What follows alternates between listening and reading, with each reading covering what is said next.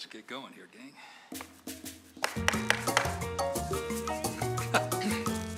I'd like to call to order the Monday, October 22nd, 2018 regularly scheduled meeting of the Littleton Planning Commission.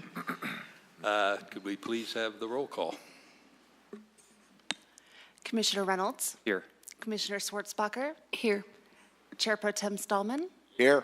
Chair Rudnicki. Here. Commissioner Bolt. Here. Commissioner Coronado. Here. Commissioner Miller. Here. Commissioner Almond. And Commissioner Breidenbaugh is absent tonight. Okay. We do have a quorum. Next item on the agenda is the approval of the agenda. Anybody have any changes, corrections, flips? Seeing none. Just to let to know the public and our vast audience in TV land, we have 3 items on tonight's agenda. One is general business, adoption of the Littleton official zoning map. Second item is a public hearing on a planned development overlay at 5501 South Nevada Street. The last item will be a Planning Commission resolution amending Littleton's impact fees. So, next up is minutes to be approved. You all had a chance to read the action minutes. Do we have a motion for approval? I move to approve, based on the recording secretary's certification, the October 8, 2018 action minutes for the October 8, 2018 regular meeting of the Littleton Planning Commission. Second. Motion and second. Please vote. Oh, actually, I have a comment. Sorry. There's public hearing 6A. It's referring to the floodplain use by special exemption, and I believe that was removed. That was removed, yes. So it's in there still? But I think it was, wasn't there an item calling it out? It was tabled? Yeah, there's a note in there stating, if you look further in there, it mentions that it Oh, was okay. removed. Perfect. Thank you. Yep. All right. Thank you. Good. Please vote. Motion carries unanimously. Okay, next up is public comment. These are public comments for general business or non-agenda related items. If you're here to speak about the 5501 South Nevada application, we ask that you please wait until the public hearing for that item. We do have a sign-up sheet in the back. If you haven't signed up and you still wish to speak on general items, non-agenda items, we'll ask after we see the list. Thank you. We had one person that signed up, Paul Hedquist, I think. Are we at that point already? Already. Oh, do you want to talk about Nevada Street? Yes. You'll be waiting until the, okay, all right. Anybody else wish to speak on non-agenda related items or general business? Seeing none, we will move on. Let's see, general business, the first item, or the only item on general business, PC Resolution 30-2018, to recommend adoption of the City of Littleton official zoning map in conformance with Title 10, Chapter 1, Section 6, 10-1-6 of the Littleton Municipal Code. Could we please have a staff presentation? Good evening, Chairman Rudnicki. And by the way, let me interrupt for a second. Please speak directly into the microphone. We're talking about everybody from public speakers to staff to us, okay? Very good. Much better. Is that better? Thank you. Good evening, Chairman Rudnicki and members of the Planning Commission. Tonight, I have the pleasure of introducing you to a updated zoning map. And let's see, I think, there we go. We're in business. This is a resolution recommending approval of the updated zoning map, which I believe has been handed out to you. Oh dear. There we go.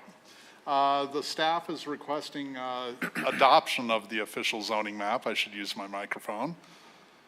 Tonight would be a recommendation to City Council, and then we have a City Council meeting tentatively scheduled for November 6th, 2018. These are both resolutions and do not require a public hearing. The official zoning map is, this represents absolutely no changes to either zoning districts or the zoning for individual properties. It's really just a new look for the zoning map. The zoning maps you were issued as commissioners when you started, I don't know if you remember them, that they were black and white versions that we thought were a little bit difficult to read, and this is a new colorized version that's updated in as far as its look, but does not represent any changes.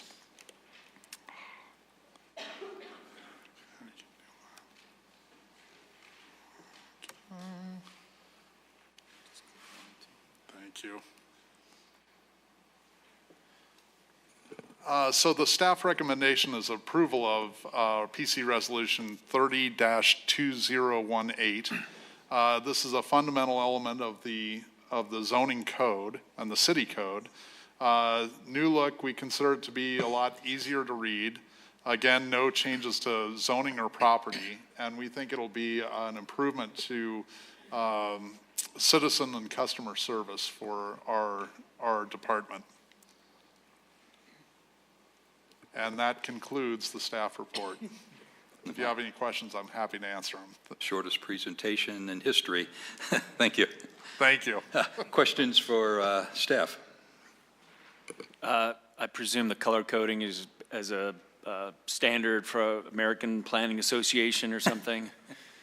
I don't know if it's quite standard, but we did do quite a bit of vetting as far as the colors go, and wanted to make sure that each of the colors is fairly distinctive, and it does kind of flow with a standardized.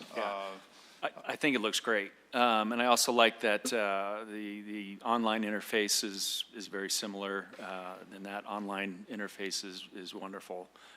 So I think it looks great. Anyone else? Just chime in. How long did it take, just out of curiosity, how long have you guys been working on this? I can answer that question. It took us probably about 8 to 9 months to get everything verified and make sure that the online portion was working as well. So it's an awesome accomplishment, and we're really excited about it. Yeah, and that goes to sort of the other part of it, is the double checking of all of the plats. I'm sure took an extraordinary amount of time and detail work, but making sure that everything is the same version to version is really obviously very important. Yeah, and really working with our GIS staff, they're amazing. So that was really the other piece of it. So it was planning and GIS staff that were instrumental in getting this to you. Okay, thank you. Well, I did go online and tapped in my address, and immediately the zoning district came up on the map. It was flagged. I was hoping that maybe in the future, along with tapping in the address, up would come my zoning district as well as the zoning requirements, say for an R1, what the setbacks would be. Nice to have some links in the future so you don't have to fumble around going from this to that. You can just, so you might consider that in the future. So yes, we can do a whole study session on this, on some of the future things we have. You actually can, when you get to that R1 page, if you click on that, it may not have been that intuitive, but we do have that right now. Oh, okay. But the other thing we're working on is getting PDs linked and some other data to that point so that you can just pull up your whatever address you're looking for and see all of that information. 5 minutes, you can have everything you need. Let's see, did you find any errors in the unofficial map? No, I think it was just a matter of coordination between the online map and there were a few. I think there were a few catches in the zoning between the old map and the new one, but I don't think there were errors per se. Okay. Also, is there any obsolete zoning districts that you've taken off? Or are they still around?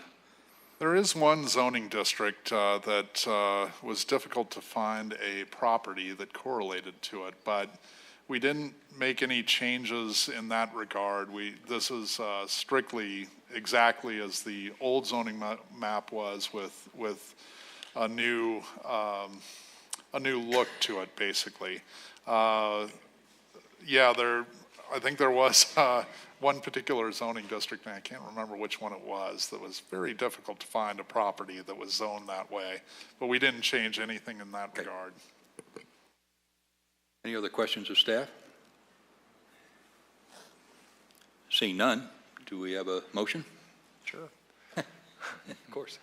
I'll move to approve Planning Commission Resolution 30-2018, recommending City Council adoption of the official zoning map.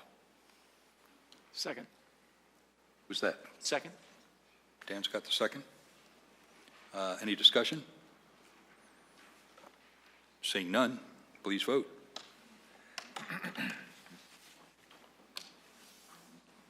Motion's unanimous and it carries.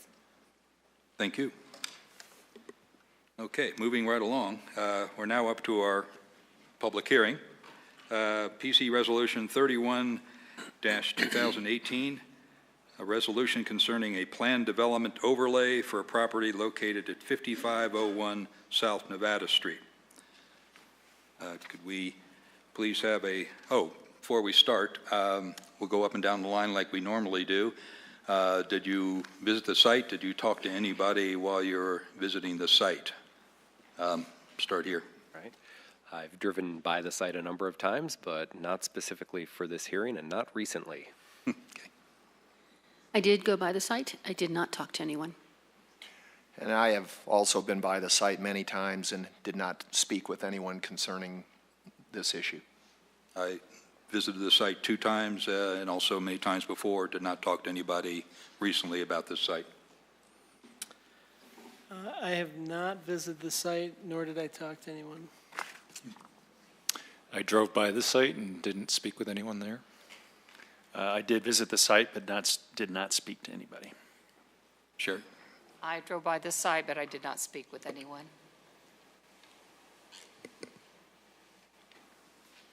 Okay, could we have a staff report, please?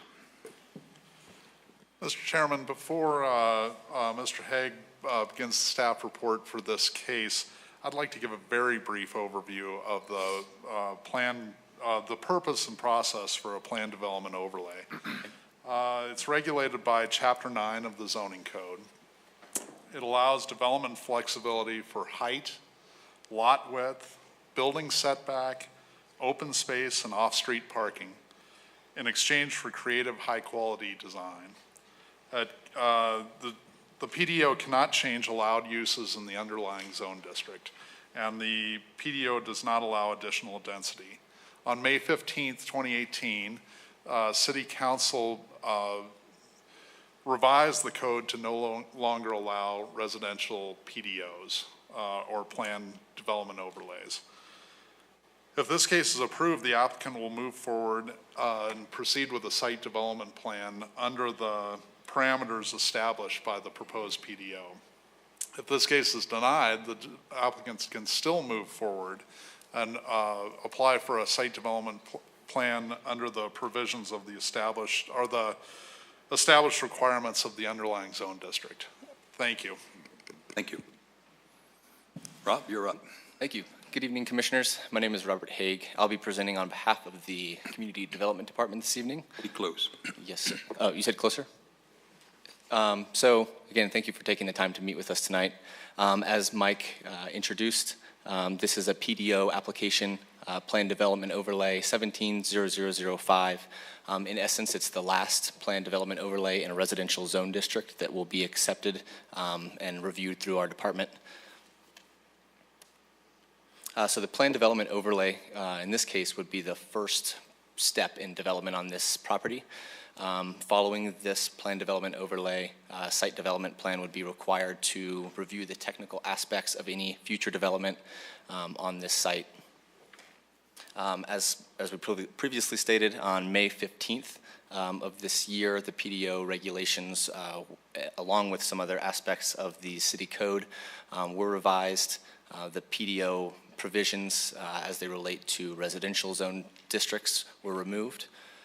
However, this application is under review under the regulations and the code that existed at the time that the application was submitted. The applicant is requesting to establish a PDO on the subject property. The lot currently contains a single-family residence and a detached garage. The lot could be redeveloped under the R5 zone district without the PDO application. This could include single-family or multifamily developments. The variations that are being sought by the applicant are being sought in order to reduce the required setbacks of the R5 zone district, increase the maximum building height allowed in the R5 zone district, and reduce the open space requirements in the R5 zone district. The variations, as Mike described, can be permitted in the PDO or through the PDO provisions, provided the application demonstrates a higher level of design and creative approaches to development in order not to impair the underlying zoning district regulations and their intent. The zoning regulations in the R5 zone district, as well as across the city, serve a number of different purposes. These range from creating consistency in a neighborhood or across a zone district to buffering and mitigating impacts that might result from two different uses that are allowed in the same zone district. This also creates an expectation for surrounding property owners as far as what might be developed around them. So that being said, the surrounding area is mostly single-family and two-family residences. There are two larger multifamily developments just south of the subject property on South Nevada. These developments were previously approved through a PD and a PDO review and development process. The one vacant lot here you can see on the map on the left-hand side of the screen is currently undeveloped, is currently under development. If you've driven through the area, there's no doubt you've seen the construction ongoing. As I previously stated, the R5 zone district does allow for single-family and multifamily uses within this same zone district. In that sense, the zoning regulations that include the maximum height provisions, the maximum or minimum setbacks are kind of integral to making sure that multifamily and single-family uses can coexist without creating substantial negative impacts to the adjacent properties. The subject property is also within the downtown neighborhood. This is a component of the city's comprehensive plan. Within that downtown neighborhood plan, there are sub-districts within that framework. This area is part of the old downtown neighborhood sub-district. The adjacent, or not adjacent, but the other multifamily developments just south on Nevada are not within this framework within that neighborhood plan. However, this is also within the sub-area 4 of the Littleton Downtown Standards and Guidelines, which have now been updated to the Littleton Downtown Design Standards. All of these developments and everything on the screen here is within that sub-area. The application for the PDO was reviewed in accordance with that sub-area and those design standards and guidelines in order to ensure that any resulting development would comply with those standards and guidelines. So some more specifics about the lot. The subject property is 0.14 acres.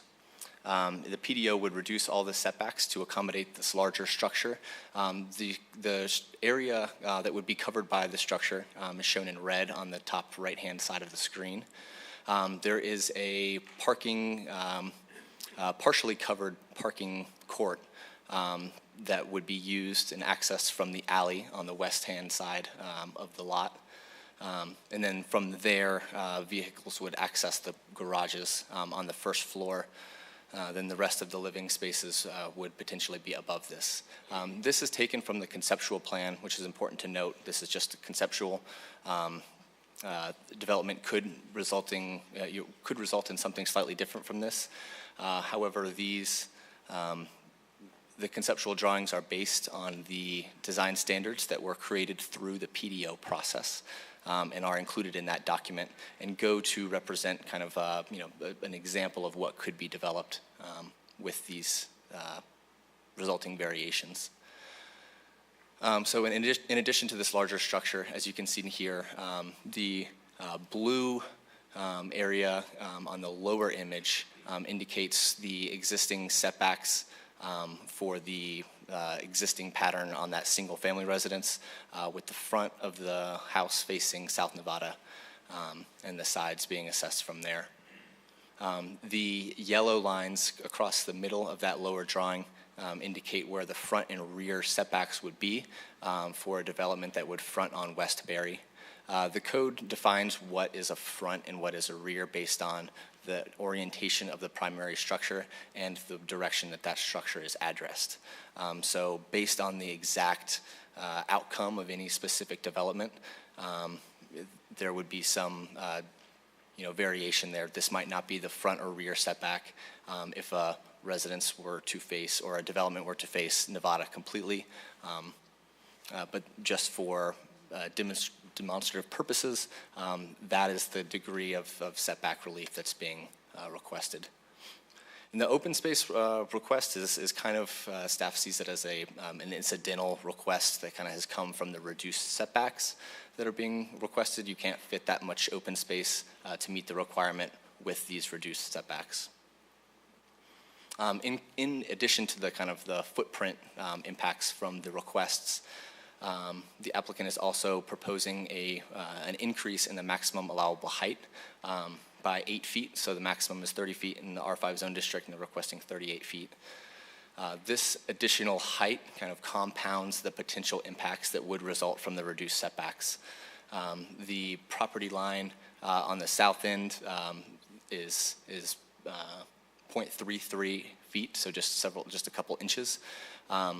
This first level doesn't extend all the way up to that 38 feet. However, then it steps back slightly in the building, then continues up to almost 38 feet. So again, these are the conceptual drawings, again showing that the increased maximum height to 38 feet. The conceptual drawings, again, are based on the design standards that are established in the PDO. Staff would look for additional design standards that would go above and beyond what would typically be required through the Littleton downtown standards and guidelines or the typical zoning requirements in order to allow for a reduction in setback that doesn't impact the neighbors. Some examples of this might be a step back in the maximum building height as you go further into a lot that would maybe allow a single story right at the lot line, but then would reach the maximum allowable height closer to the center of the lot. We could look at something with increased height, but there's additional setbacks or additional landscape requirements that go into great detail as far as creating more of a buffer from the adjacent land uses. However, the staff has reviewed the application and doesn't find that there are those types of significant creative solutions that would allow for additional height in addition to the reduction in setbacks and open space.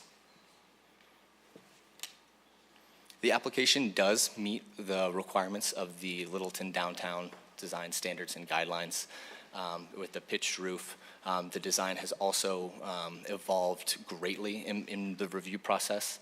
I was not involved in the process from the very beginning, and at that point when the application was first submitted, there were garage and driveway entries along West Berry, and the applicant has been flexible a great deal in order to accommodate the design standards and guidelines and the other requirements of the code.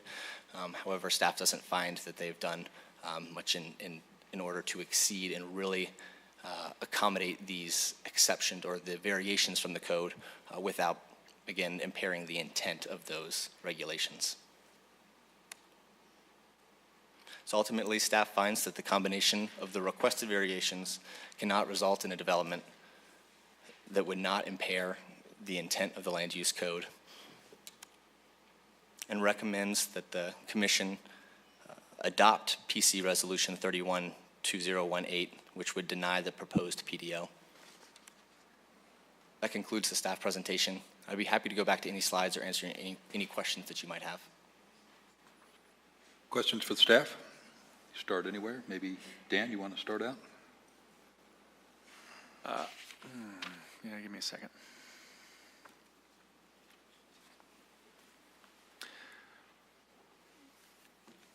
I know in the development, in section 1095 development standards, it states to take advantage of the flexibility allowed by PDO regulations. The proposed development must demonstrate special attention to creative, high-quality design and to producing a development that reinforces and complements citywide neighborhood design goals and objectives. You said some examples of what could be considered creative, sort of creative design. What you said, maybe some stepping mass step backs, upper level step backs. What other examples would you consider as being creative design? It's hard for staff to design a project, of course, but we would look for maybe additional architectural standards, maybe the materials that were used on certain levels of the building or across the whole structure, in order to reduce those impacts. That might be another example.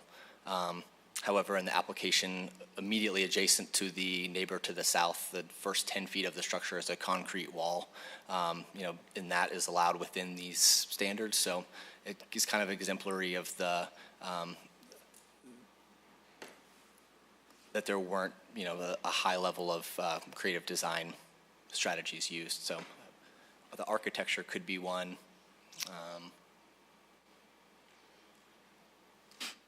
But again, that's all I can think of off the top of my head. And then you said because you have Barry and Nevada, they can define which is the primary street. Is that true, or? That's correct. So the way the code states it, that the front of the front lot line is determined by the orientation of a primary structure. And it also, I'm not sure of the exact language, so don't quote me on this, but it also very clearly mentions that the address of the development is important to kind of determining the front lot line and therefore the front setbacks. So we would have to look at a specific development in order to determine which direction was the front. Okay, so they have the flexibility to either be off of Barry or off of Nevada. Potentially. And so if you have the primary street, is that, do you typically find the front doors off of that primary street? That's correct, and the application does include front doors on both streets, and they do face the, they do face both of the streets, and they are. Staff doesn't want to say that this is a bad design, but it just doesn't go far enough in order to accommodate the level of variation. Right. Thank you. Rob, you mentioned that redevelopment could occur under the R5 zoning as the underlying zoning, and it could be multifamily. Is there a limit on the number of units that could be built? I guess given the site size, that's the major constraint, but does the zoning limit to 2 or 3 or 5 or 2? And that's a great question. I'm glad you asked. So the zoning allows for 5 units on this lot. So they are developing within what would typically be allowed under the underlying R5 district. The PDO provisions actually do not allow for an applicant to increase the density on any property. So they are working within the density that would be allowed. There might be other constraints, particularly in this property due to its size, that would limit the number of units that you could potentially build under the straight zoning. Okay. And one other question, you obviously reviewed it with consistency to the downtown area plan. Did you see that the application's consistent or inconsistent? Was there a comment? I didn't notice if there's a comment on that with that plan. So there are components that are consistent with this kind of being this transitioning area. However, there also is strong language in the the downtown plan, specifically as it relates to the old downtown neighborhood, of which this is a part, that kind of pushes staff and decision makers to try to preserve the single-family nature or character of this area. What that might be.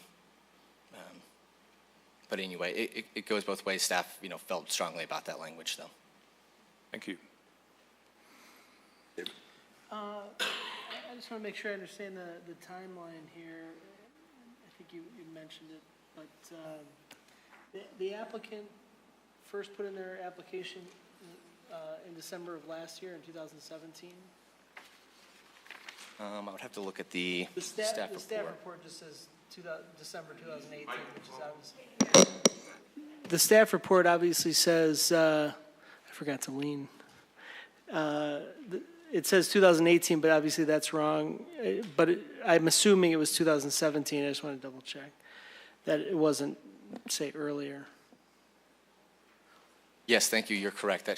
Well, yes, it should say December 2017. Okay, and Thank you. then staff does a review, and then what causes a resubmission?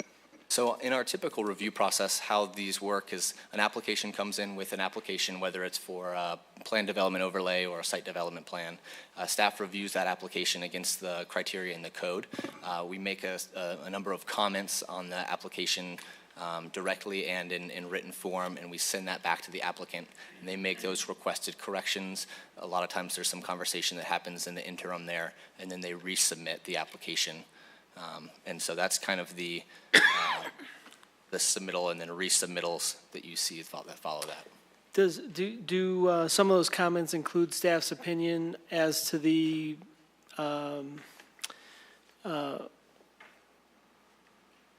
what am I trying to say? The how far they've gone with the design versus what they've asked for in exceptions?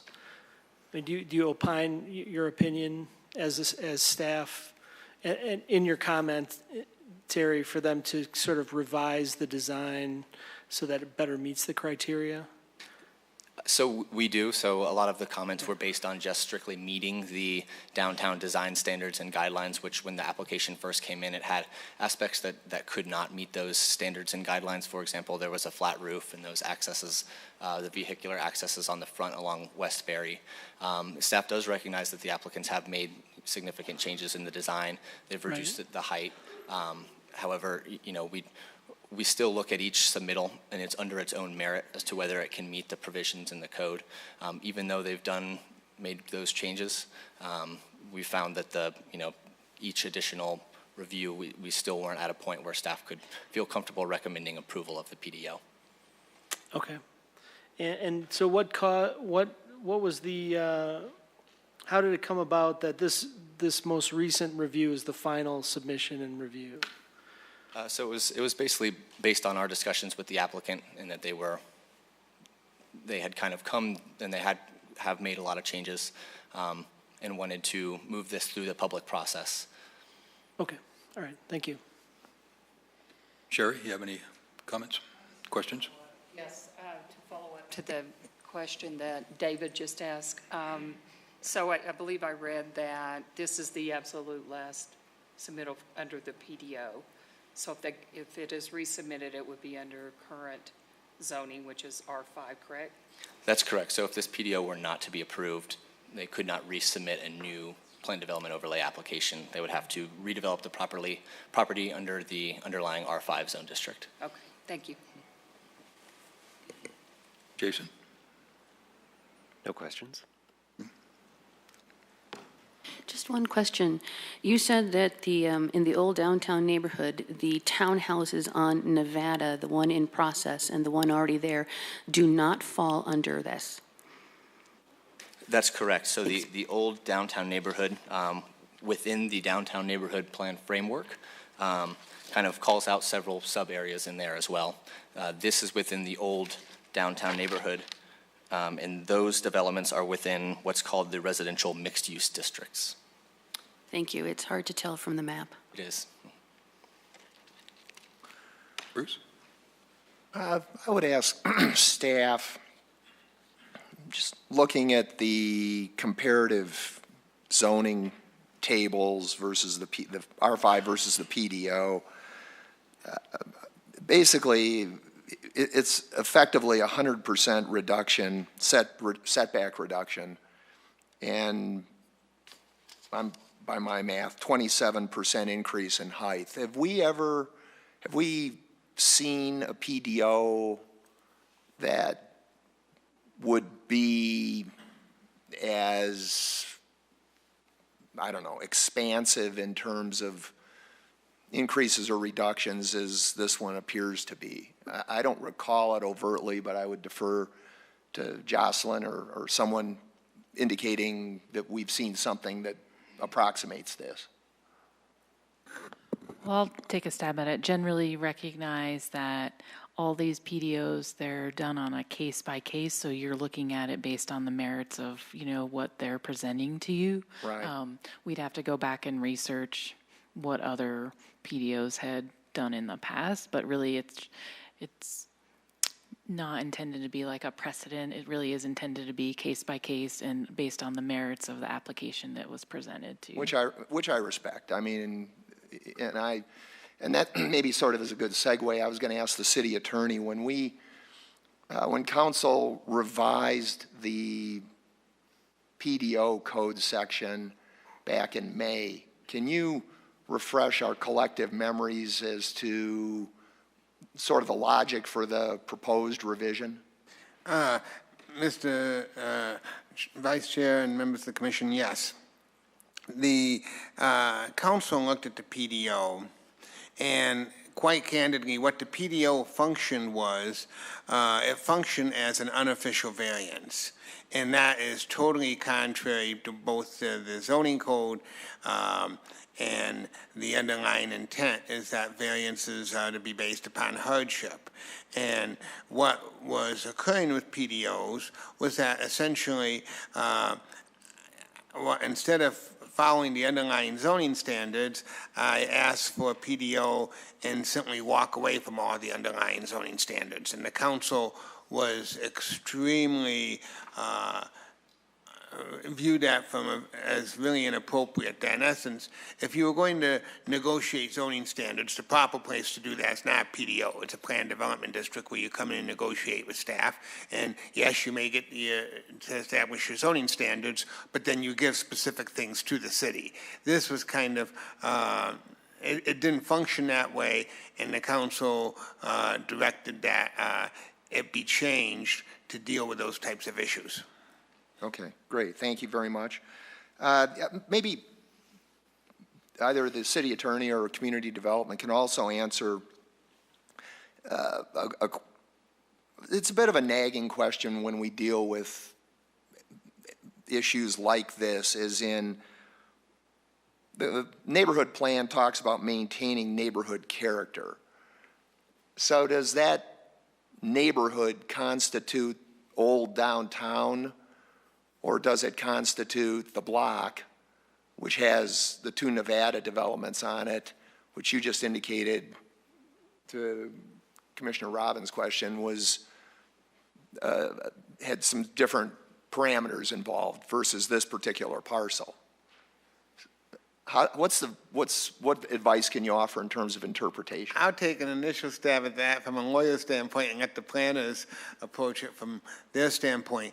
I think this is an area where you as a commission can make a judgment based on the record as to what you think the neighborhood is. Certainly, while the development on Nevada Street is relevant, I think it's also relevant to look at the adjacent streets, both to the north and to the south. I don't think the commission is limited to looking at a particular block. As long as that information is part of the record, I think you can give the information in the record such credence as you think it deems based on how probative and how much it relates to the matter at hand. Okay. Well, just to add to that too, then I do believe then when you specifically look at the downtown plan, which is what Rob had mentioned earlier and is in the staff report itself, that's where we then looked at that. And in that particular plan, it does talk about the different sub areas. So that's where we came forward with that information. Okay, all right. Thanks very much. That's it. A couple of quick ones. Was there any negotiation with the applicant to increase the proposed minimal setbacks? We had several meetings with the applicant about our staff's concerns with the application. As far as the specifics, I can't recall exactly which which things staff offered that might work or might not. However, at this point, they couldn't or weren't able to reduce any of the variations any further based on staff's comments previously, and that's why we're here today with the application as it stands. Okay. The plan in their packet shows a dotted line for the triangular sight line at the corner. It goes through the underside of the building and out the other side. Is that possible because that's open air through there and there's enough sight line through there, or is that just dangling in the breeze, not resolved issue? And that's correct, yes. So that is something that was considered. So there is that sight triangle. There's a certain amount of height, vertical height, that needs to be clear. So the application, the conceptual design would meet that. That is a strategy that we've seen in other downtown developments. So it is a possibility there. There's a post that's, and then the building's kind of cantilevered over that corner. It does meet the requirements of the code as far as creating that clear visual triangle. Okay. One last item. I looked at Nevada Place, the drawings you sent to me from 10, 12, 14 years ago, whatever. Is that a PDO or is that a planned development district? I think it's a PDO, is that correct?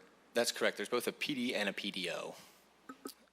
Say that again, please. There is a PD and a PDO on those two lots. So originally, I think it was a PD across both lots, both of the larger developments on either side of South Nevada. Okay. And then more recently, there was a PDO approved for the one that's under construction. The west side. Correct. Okay. Okay. Any other questions? Go ahead. I just observed that when the original Nevada was heard, it was extremely contentious in terms of just what council heard from neighbors and so forth and so on. It didn't just zip on through in terms of everybody loved it, let's put it that way. So it's neither here nor there, but I just thought that was an interesting context as far as history was concerned. Well, I was involved. I'd call it interesting discussion. Indeed. Yeah, but there were opinions on both sides. Any other questions for staff? Seeing none, we will move on to applicant's presentation.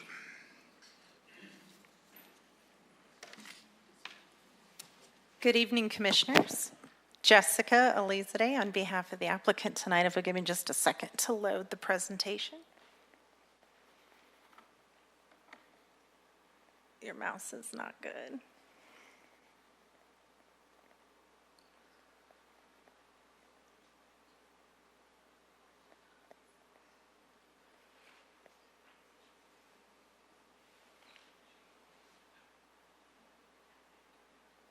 There we go. So just a quick introduction about the applicant for you to know. Our applicant this evening are two gentlemen who are local guys. This is a locally owned and operated company.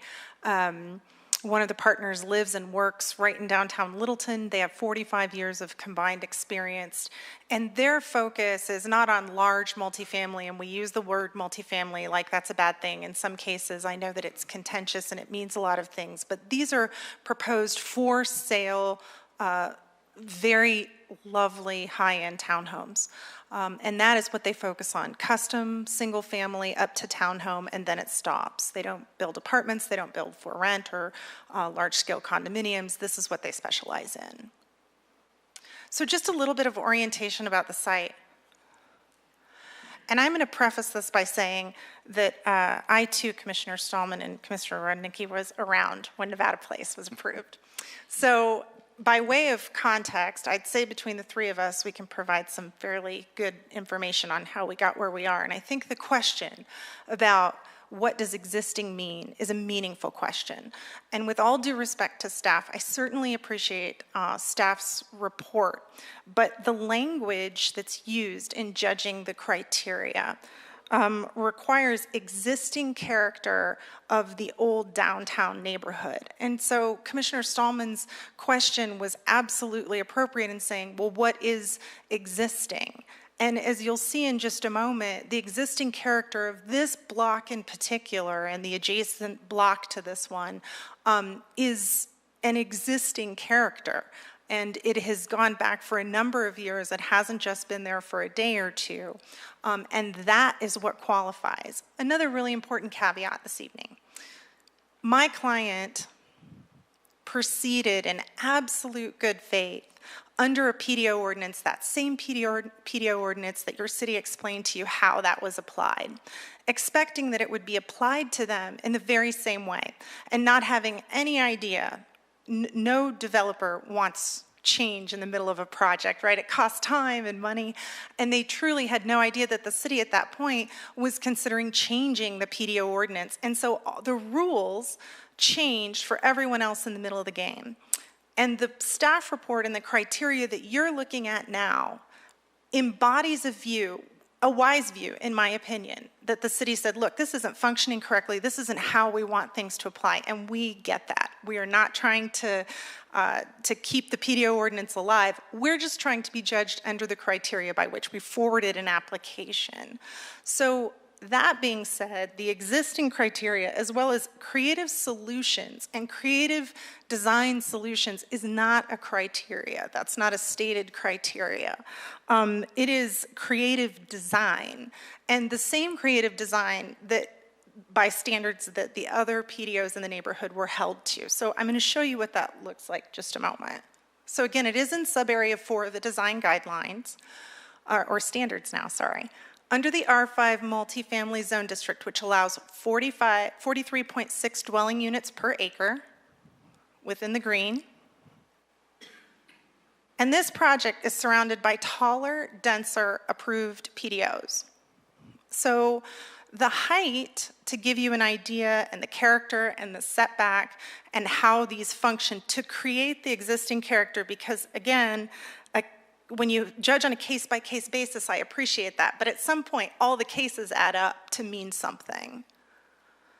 So the residences at Nevada Place have significant height. As a matter of fact, and I've mentioned this before, the height was judged at that time from the midpoint of the peak of the roof, not from the high point to grade. So we're not comparing apples to apples. When you compare apples to apples, that's a 45-foot building. There are 31 units, and the open space calculation, which says 25%, included balconies and other numbers, which staff no longer does, and I think that's prudent as well. But just so that you know, we're not comparing apples to apples. So to your question, Commissioner Stallman, there are significantly denser or significant PDOs that have significantly higher asks than this one does. So the property across the street, quick word about it, it started as a PDO. It was the same PDO as the Nevada PDO across the street. They initially started with exactly the same design guidelines, except it was rezoned. And the only change in the rezone was to increase the density of that building. The rest of the design didn't change. 42 feet tall, 63 units, and again, the open space includes balconies and other calculations. This is a duplex on the same street. The height is at least 30 feet. and that's located right across from where we are. So just to then talk about, there was some statements, and I'm not going to take up all night because I think it's more important for you to see the quality of the architecture and the creative architecture that we are talking about here this evening. But there were some mentions made to the comprehensive plan, different areas that met or didn't meet the comprehensive plan, and I would direct you to LU3B, which requires, again, that it meet the existing character of the neighborhood, and existing is clearly from the last visual what we're talking about. And it does not impair the underlying zone district. If it does, then so did every other PDO that was approved on that block. I'd also direct you to section 1019B1, which is the review procedure for staff as staff makes its recommendation. And I would, in this section as well, it's required to consider, in addition to the comprehensive plan and the rest of the documents that we've talked about, including the design standards, which we meet, that it's also required to consider the existing and improved development within the general area, and that's verbatim. So we're asking not to be judged by a new set of criteria. This is the end, this is the last, we're a bookend. For neighborhood outreach, and this was very important, you will find in your packets 29 letters of support of the project, and most importantly, the support of Janet and Jim Buntrock, the neighbors who live directly adjacent, that you've heard much about how they're impacted, and they're supportive of our project. We did go through also 4 design reiterations, one of which was a total redesign at substantial expense to the developer, who said, you know what, we just want to do the right thing with this kind of feedback. We want to do the right thing, we want to do the right thing. There was not a lot of negotiation, and I say that to staff's credit because they don't design the building. So there's not a lot of horse trading that goes on. They don't say, hey, knock this down and then do this. It's your job to sort of come in cold and say, here, we heard what you said last time. Is this okay? Is this better? Is this what we're... So we now got to an iteration where we're 12 months down the road, and you can't, at some point, you have to stop and say, we really believe it's a quality project. It stands on its own. So that said, I'd like to introduce you to John Matthews to tell you about the design and walk you through the project. Thank you.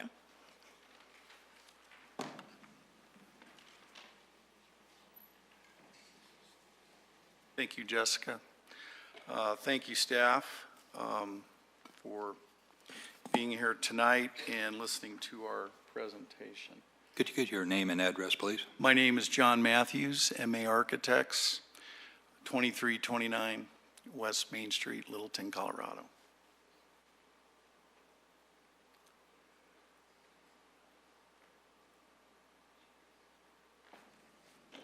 I'd like to start out giving a little bit of history. We've been working on the design of this project for more than a year. We've made numerous design revisions and improvements. We've listened to input from the neighborhood, from staff. We've made improvements to the massing, to the scale, and to the architecture. My firm has been involved in the design of quality commercial and residential projects in Littleton for more than 15 years, and we have a very strong vested interest in our community and take great care and effort in the design of our projects. I'd like to talk a little bit about the context, and if you look at this slide that's before you, and I think this relates to what the discussion has been about the block, about the context. First of all, I'll just give you a brief overview of the project. The density allowable is 5.9 units. We're proposing 5. 5 for sale, high quality, single family attached townhomes, ranging in size from about 1,400 to 1,500 square feet. All of the residences feature rear-loaded attached garages. We're providing 8 off-street parking spaces in the garages. We'd like to argue that the project design is appropriate for the neighborhood. In fact, that the massing, the scale, and the density is all very appropriate for this block. Again, these units are for sale townhomes. They are not apartment buildings. In fact, they are very similar, and you can see by the illustration here, almost identical to the scale of the existing duplex directly across the street. And on South Nevada, you can see the new buildings going up in the background there, the big apartment block and the condos across the street that are part of the original Littleton condo project.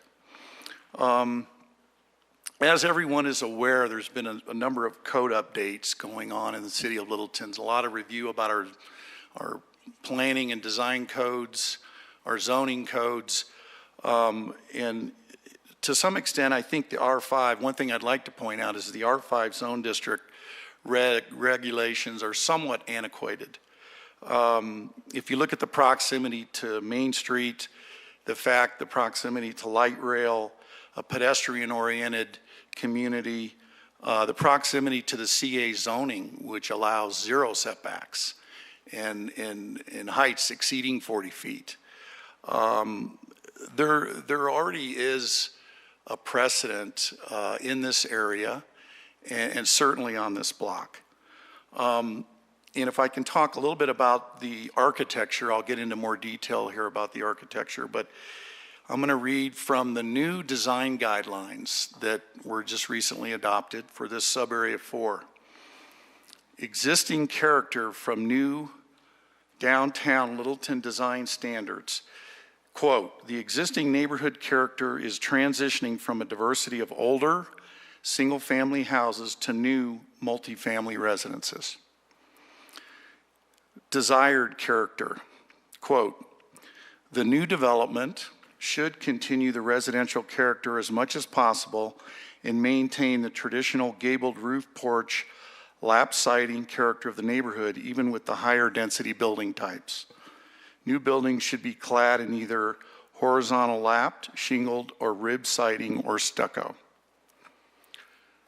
Our project does in fact provide a reduced scale and direct orientation to Berry, as I'll point out here in a minute, and Nevada streets with front porches on the first and second floors. Traditional gabled roof forms provide a reduced massing and strong connection to the street.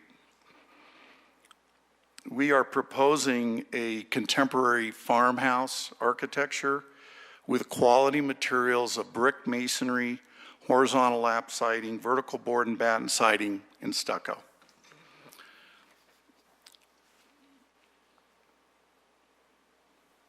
This is a blow-up of the elevation looking east down Berry. I'd like to point out and outline how some of the high-quality design elements that we've incorporated into this project do in fact merit the reduced setbacks and the reduced open space request.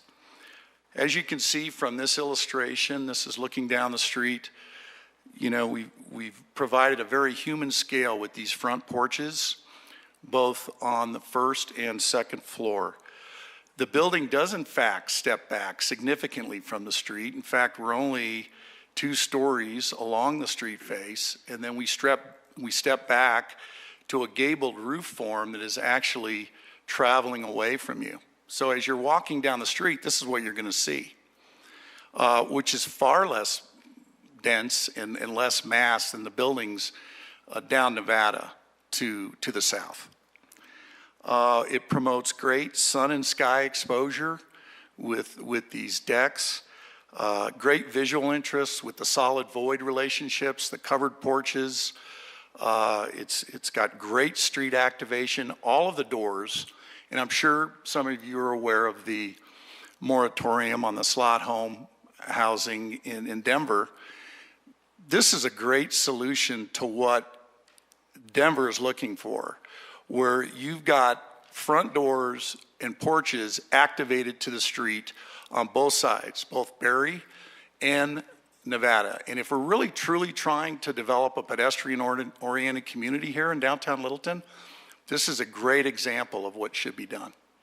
And, you know, all the garages are in the back, everything faces the street, all of the front doors are clearly delineated, and all of the individual units are clearly delineated by the broken down massing of the gabled roof forms. You can see how we've expressed those structural modules of the reduced gabled roof forms, how that truly does break down the massing of this building along Berry and Nevada. We have great variations of materials. One thing that's not completely evident in this slide, I'm going to go to another one. This is another good slide, though, looking down again to the north, looking at the appropriate, or to the south, I'm sorry, looking down Nevada at the appropriate scale. This is a blow-up aerial, and you can see that the projecting columns and balconies and porch detailing really adds a richness to the streetscape. The building, and this is right in the new downtown Littleton design guidelines, is generally organized into 3 vertical divisions: base, middle, and top. The base of this building is highly articulated with brick detailing, stacked bond patterns, soldier courses. It's a little difficult to tell from this because it's more of a whitewash scheme, but all of that white that you see at the base is brick masonry. And then we're combining some of the siding elements that are important in this sub-area with the stucco and both vertical and horizontal siding to create visual interest with the materials.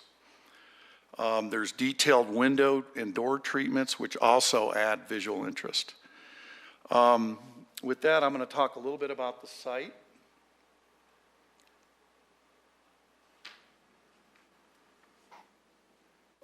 Before I go there, this is a good illustration that was submitted with the PDO document. Okay, this shows the large apartment block that you can see to the south on Nevada, and our building is at the far right side on the image at the top. So this is cut looking down Nevada, looking west. So you can see there's definitely a relationship with appropriate scale, okay? And then if you look at the other section cut through the site, basically down Berry, you can see our building facing Berry, and you can see the duplex directly across the street, which is essentially the same height building. So, you know, this is an appropriately scaled building for the neighborhood.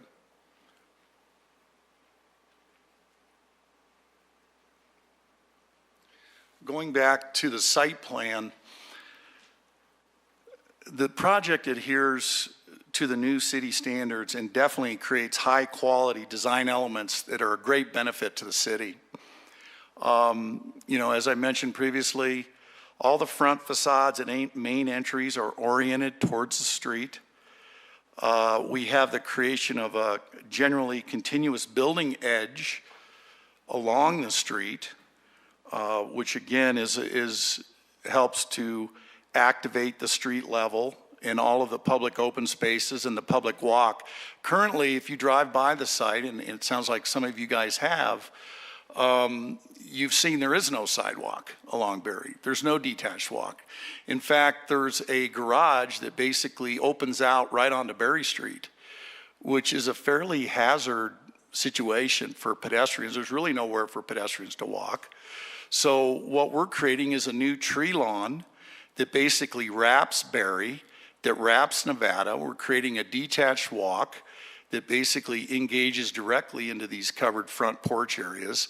A significant amount of landscaping on the corner, which is a big improvement, and massing that steps back. You could see the driveway, the covered driveway in the rear, how the garages are accessed. Again, high quality materials on the street, facing facades of brick and stucco, large windows and entries and high level of design and details on the architecture. We're promoting pedestrian safety by the rear-loaded garages and no curb cuts. In fact, we're eliminating an existing curb cut, which is providing at least one more off-street parking space.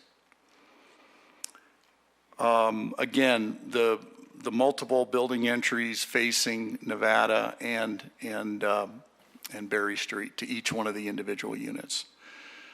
So in summary, I would just like to say we believe this is a quality, for sale, single-family attached townhome development. It'll be an excellent addition to the neighborhood. In fact, we've got a lot of neighborhood support for this project. As outlined in detail, the project provides excellence in design while meeting the downtown Littleton design standards for Sub-Area 4. Thank you. Anything else in your presentation? Questions of the applicant? Yeah, I was curious, have you done a solar study just to understand kind of how shadows are going to track through the seasons? I'm primarily curious about if there's any direct access or direct solar access or sunlight on the sidewalks and on the porches and decks that are being proposed. Great question, and the answer is that in the PDO process the answer is no, because those kinds of studies would come later in design.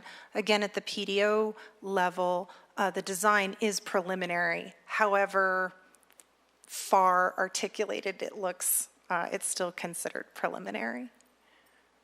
Okay.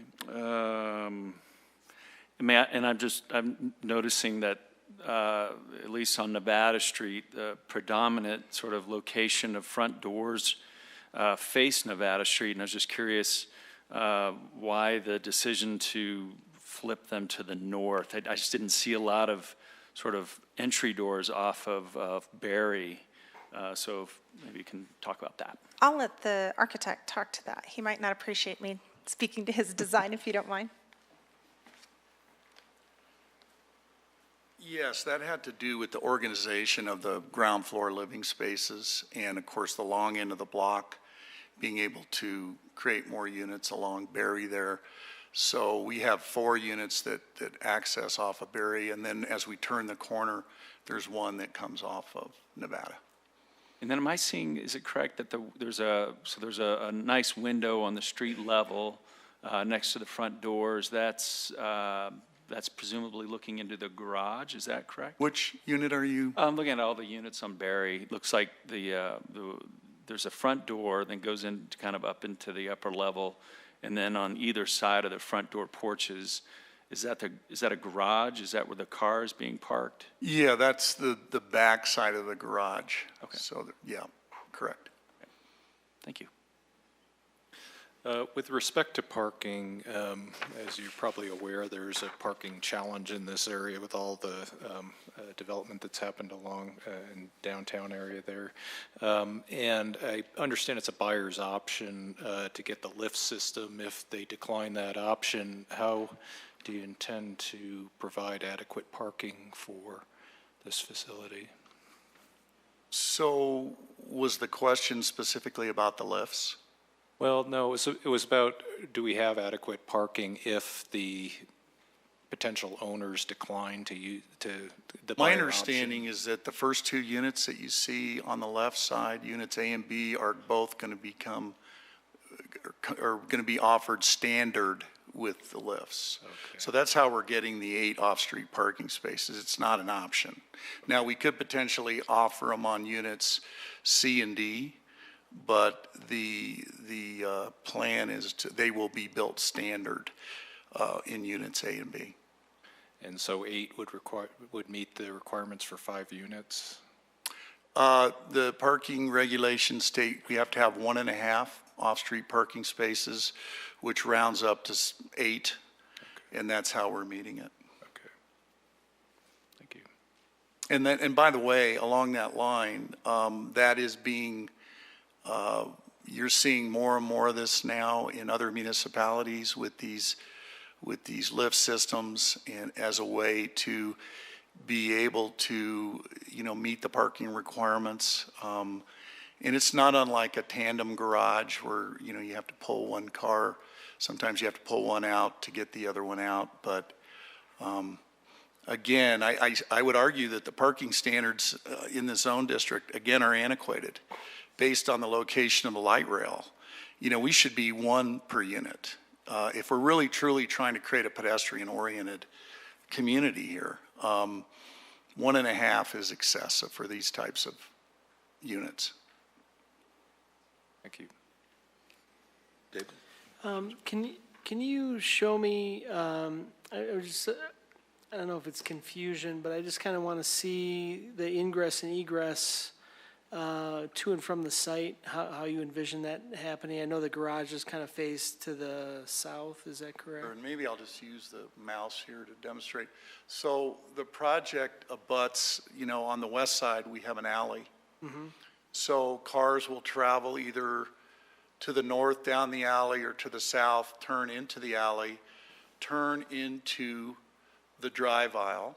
We have a 23-foot two-way drive aisle, and it's actually 24 feet, and they will turn into the garages from the rear. So when they come out, they'll back out, go, but this one accesses straight in here. Okay. And then the second floor of the unit is cantilevered over the drive area? Yeah, it's not cantilevered, it's actually, this is, this wall that's built on the south property line, which is approximately 10 foot tall. And then the building steps back to this line, which is 5 feet, which carries across here. Okay. But yeah, the building's structurally supported by. Yeah, cantilever may be the wrong word, I'm not an architect, but essentially cars are driving under the second story to get in. And what's the height? We're 10 feet plus in that area. Okay. And are some of the units 2 stories and some 3, or are you envisioning, it probably isn't set at this point, but. They're all 3-story units. 3 stories. They do step back, but yeah. And the third story, is that small, you envision that to be smaller than the second floor? It is. It kind of steps within the building footprint. Like a bedroom on that third floor or Yeah, something like that? exactly. Okay. And they tend, the massing is mainly off the back. Okay. All right. Thanks. Jason, you want to?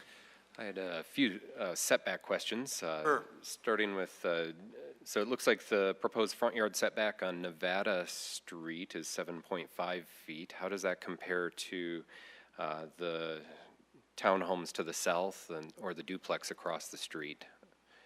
Yeah, those setbacks, the condos directly to the south, 7.5 feet to those front porches. If there's like a front porch stoop that goes up, my understanding that's a 7.5 foot setback to that point. And the duplex across the street to the east? I'm not certain on that one. And do you have the setbacks for the existing primary structure? The existing structure Yes, that was what are on the site? Yeah. I'd have to refer to the existing survey, but maybe. I can give you those. Okay. All right. Yeah, we might be able to pull that out. You know offhand, Bill? Front setback is 17.6 with allowances for unwalled front porches and the corner units. So from the property line, it's about 7 feet or so to a 4-foot elevation, which creates these front porches. Most of them are uncovered. It's about 4 feet high, and then you go back to the face of the units. That's similar on both sides. So 7 feet to the front porch stoops that goes up. That goes up about 4 feet, and then it's still open space until you hit the face of the buildings. Minus, there's a few of the front porches are unwalled, but they have some structures that come out. Roof structure. Mm-hmm.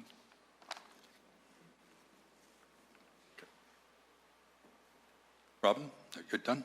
Okay. Did you say you're done? I'm good. Oh.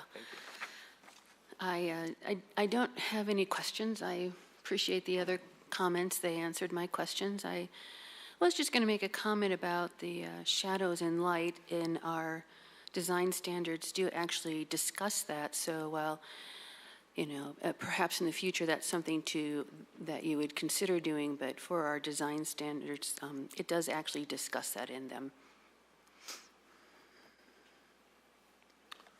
Jerry? The concerns that I saw, and I actually drove down this alley, and it's very narrow. And you just talked about how those garages would be accessed, but is there any plan or idea about widening that alley? Is there any room to do that? Is it needed?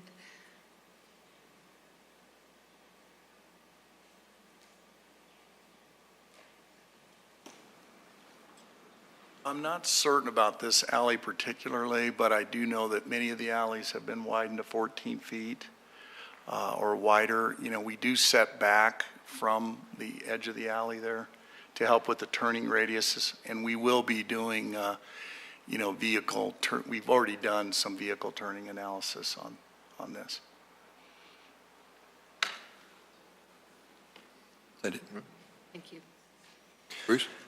Couple questions. The front setback you're requesting on the north side is 0.17 feet.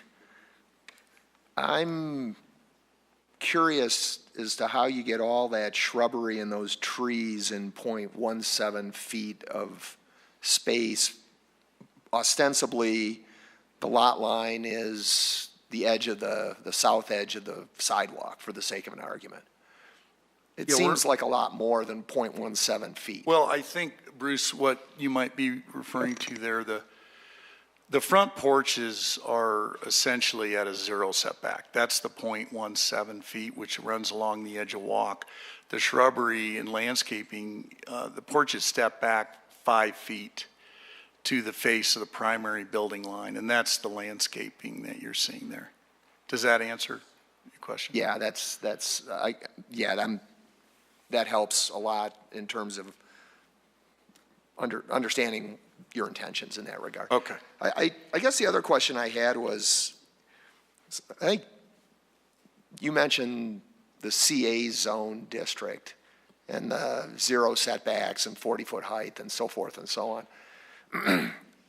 What was the decision-making process you guys went through to run this as a PDO versus do it as a rezone to a CA? It's not like it's that far from the CA. No, I think that's a fair question. And it was alluded a little bit to previously. When we first started this project, we looked at the other PDOs that had already occurred on the block. Okay. And we felt, based on the density and scale, how could we design a project that would be a quality project that would meet the downtown design guidelines? But we felt that it was a fair ask to go through a PDO process. During this process, as it turned out, the city decided to eliminate PDO applications for residential zone districts. So obviously that threw a little bit of a wrinkle in our thinking. And had we known that up front, maybe we would have taken a little different path. But I think the die had been cast. We had already started the PDO process. As I mentioned, we've been working on this for more than a year. Right. And a number of design iterations getting to this point. Okay. Commissioner Stallman, I just wanted to clarify code-wise, the site, the property itself isn't big enough. It requires a minimum of 4 acres to do a rezoning, so that's the other piece. Doesn't it also have to be abutting? An adjacent. It has to be 4 acres, and it's not. Okay, you're right. Thank you for the clarification. Appreciate it. Thanks. So, just one technical question.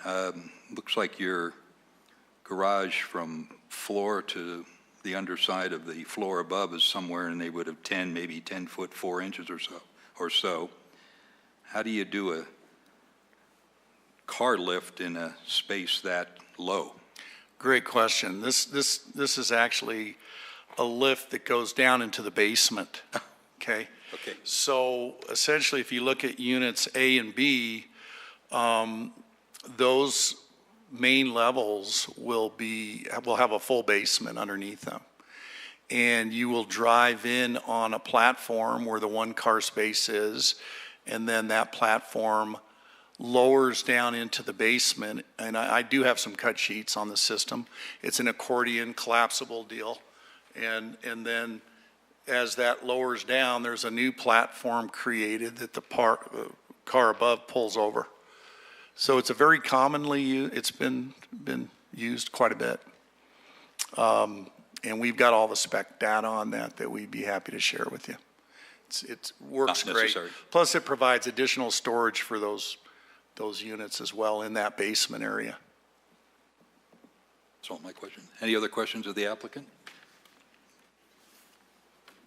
Seeing none, we'll open it up to public comment. Public, you have 3 minutes to speak. There's a sign-up sheet in the back. If you haven't filled your name out, we'll call out additional names when we get down to the bottom of the list. We ask that you be civil.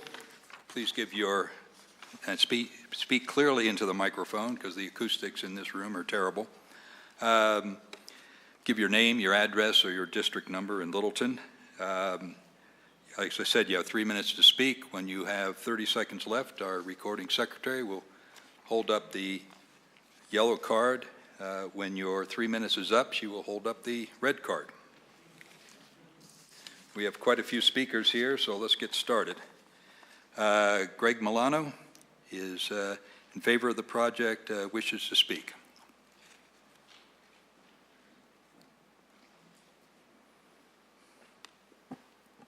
Hi, thank you for letting me speak. So I've been a Littleton resident for 17 years, seen Littleton grow, and I think, I'm sorry? Address? Oh, sorry, address is 2 Coyote Lane. I'm sorry? Give your address, please. 2 Coyote Lane, Littleton. Okay, thank you. Yeah. I think the 5 homes will be a great addition in downtown Littleton. There's such a shortage of housing right now, and to have 5 more homes create a tax benefit for the city. The residents will support the local businesses, and the fact that they're offering 2 car spaces, as we know that the parking is just tremendous downtown, and most of these people will be walking to the restaurants and the businesses, so it would reduce the burden on the parking. It sounds like the prices of the home are going to be somewhere between the $500,000 and the $600,000 range, and sadly enough, that is kind of a midpoint in pricing, and it allows some people to move into the area. And I think aesthetically, that farmhouse look is a nice look. I think it's better than some of the other projects on Nevada Street that have been built recently, and I think it'd be a benefit to the street. That's all I have to say. Thank you. Matt Hudson, in favor of the project, wishes to speak.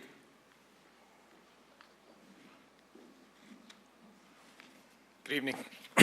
Matt Hudson, 9752 South Carway in Littleton. I am in favor of the project. I've lived in Littleton for about 20 years.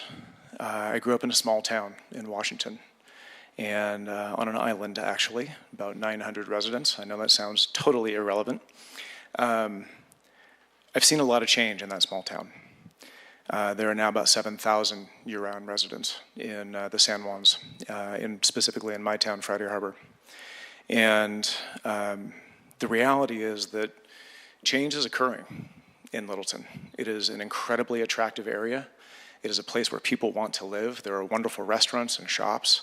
There's continued growth in the area, and I think that the primary issue at hand is whether or not the facilitation of the proper utilization or the desire for this body, the utilization by pedestrians in the city of Littleton is going to be furthered. I don't understand the criteria by which this project is being suggested to be denied by the staff. It has not been articulated in any way, shape, or form. Apparently, there isn't criteria because it is completely subjective. At least that's what I heard this evening. And to me, that's actually offensive. You have an architect who lives in the city,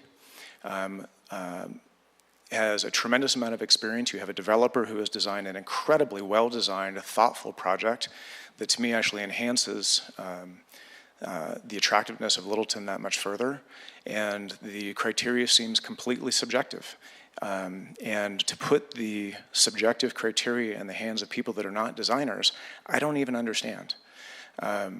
So from what I've seen this evening, and from what I think the city of Littleton needs for, I agree with Greg's comments of the unfortunate turn of events in our economy and the Denver marketplace of affordable housing being $500,000 to $600,000. But that's what this city needs. And so I am absolutely in favor of this project, and I appreciate the thoughtfulness of the developer and of the architect that they've put into this. Thank you. Thank you. Randy Armquist, in favor of the project, wishes to speak. My name is Randy Almquist, 20323 Vista Circle in Parker. I work in downtown Littleton, 2509 West Main Street. And just moved out of Littleton, 8453 South Painted Sky Street after living there for 4 years. Been in Colorado for 20 years. I love Colorado. I love everything about it. I've lived in California, Massachusetts, Florida. Everything about Colorado appeals to me. I don't ever want to leave. I've lived in I moved to Parker because I wanted to be close to downtown Parker, very similar to what we're talking about here tonight. I live on Vista Circle. It is literally right next to an open space that's going to be developed with townhomes, shopping, and other amenities to accentuate the downtown Parker Main Street area. I've watched their plan for their open space and how they're going to fill it in between the Pace Center, the culture, the dining, the restaurants, the shops. It's absolutely the reason why I moved there. If I could find something affordable for what I paid in Parker here in Littleton, I would have probably chosen Littleton. Because it's closer to downtown Denver, I can get on the light rail, I can go where I want to go, and I can be safe about it. If I want to go out and spend time eating, drinking, and having fun with my family clients or going to sporting events, it's a safe place for me to do that by using the light rail. But most importantly, I think that the project is really fits with a lot of what's going on in downtown areas. Look at downtown Castle Rock, downtown Parker, downtown Englewood. It gives people a choice besides downtown Denver. Downtown city life, big city life is not for everybody, but downtown Littleton and these other towns that I mentioned are places that are becoming fun and attractive and popular, and people want to be there, which is why projects like this are being presented and being approved, as you guys have already seen that in your city and other cities around it as well. So I'm all for this project. I think it's a great idea, and it gives people some great options. Thank you. Thank you. Jason Zisk, in favor of the project, wishes to speak.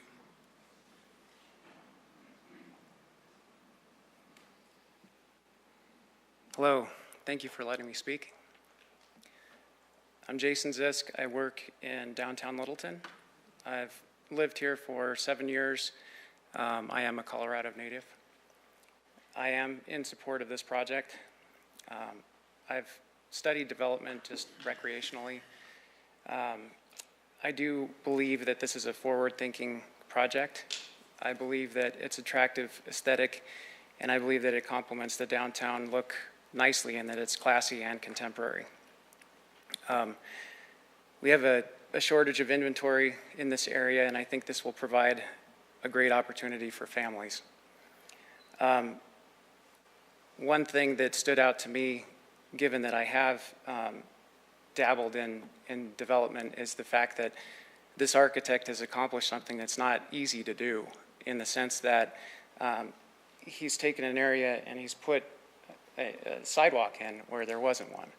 And I think that more needs to be said with respect to that, because what that does is it creates engagement between the residents and the passersby on the street. What that does is it creates community in the sense that it gets people talking, it gets conversation started, and it creates the very neighborhood that we're looking to be a part of. So in my opinion, it is adding value to this area by having those covered porches and those covered patios. It creates that space to stop and talk to the people that live there, talk about the pet that you're walking by. Just take a minute and slow down.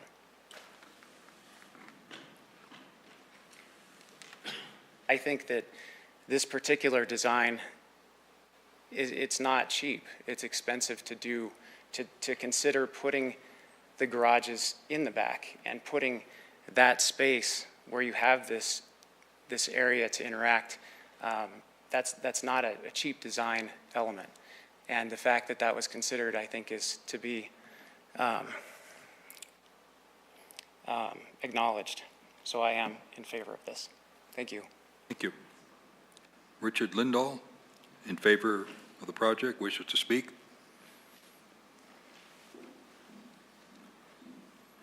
Thank you, Commissioners. My name is Richard Lindahl. I am a small business owner here in Littleton, 2509 West Main Street. It's Colorado Home Realty. I'm a residential real estate broker, and I think it's important to say that I do not know the applicants. In fact, I met them for the first time this evening. But I think it's important that you know my motivation is to provide a voice or relevant perspective in terms of this project. One thing that we try to do with our business is we try to locate in what we call communities of character. And that's why we're here in Littleton. And we are very strict on our policy and criteria as we look for locations. We have three main criteria.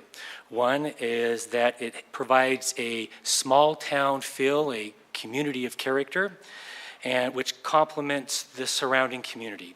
Number two, it offers affordable housing. And three, it appeals to a broad demographic. In my opinion, this project is consistent with maintaining the overall objective of the city requirements and what we as a company would like to see and maintain for our clients. We do believe it complements the neighborhood, and quite frankly, we think the design is more consistent with your design objectives than other buildings that have been approved and are existing in the neighborhood. And for that purpose, we hope that you approve this project. Thank you. Thank you. Regina Alpha is against the project, wishes to speak.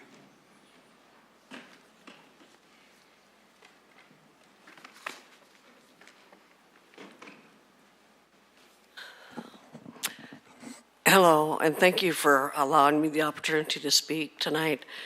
I'm Regina Alpha. I live at 5502 South Nevada Street, and that is directly across the street on Nevada. I'm on the east side of the street, so I'll be looking right at the building. I have quite a few concerns about this project. I moved to Littleton about 24 years ago, and the reason was because of its character. It had that small town atmosphere, the single family homes, the quaint mom and pop stores downtown. I was within walking distance, could walk around. Littleton has lots of events for the community that I enjoy, and over the years it has changed a bit. And I know that change is good. I'm not against change, but I do have some concerns about that. For one thing, and I know you guys know all about this, but the parking issue around Littleton has been a big issue for quite a few years now. And already I notice at my house that it is packed with cars, especially on the weekend. During the week, not as bad, but still, it gets pretty packed, and it's people who shop downtown, and it's also people who work down there. But it gets very crowded. At times when I've had friends visit, there was no place to park around my house. Another concern I have about this in particular is that I will be facing directly at the building. And with it being as tall as it will be, then that will completely block any sunlight coming into my house. I get a nice westerly sun coming in the afternoon, and I don't foresee that happening anymore. I have a duplex built right next to me, and I believe it's 30 feet. And I know they've proposed this one to be 38 feet, which is quite a bit higher, I think. I thought 30 feet was pretty high, but at any rate, that makes it quite a bit higher. I have concerns about, I want to thank you guys too for looking at all the zoning stuff. That's not my area for sure, and it's helpful to understand that part of it. Somebody had talked to me one time about if I sold my house and they wanted to build something there was something about the setback from the street, Berry Street, to the side of my house wasn't enough for even a sidewalk or something. So I was really concerned when I saw this, where the front is facing, of those 4 units, is facing Berry Street. To me, in the picture, it looks like they're practically, the sidewalks and the porches are almost right on the street. You finish up, please. Your 3 minutes are up. Oh, they're up? Oh, I'm sorry, I didn't even look at you. We'll give you I'm sorry, but thank 10-second summation. Thank you. And so my concern is, of course, the sunlight. I'm not getting any sunlight. It's a great big building. I just feel that we've lost the character, and I would like to know what is our vision of Littleton. Thank you. Mike Witt is against the project, wishes to speak.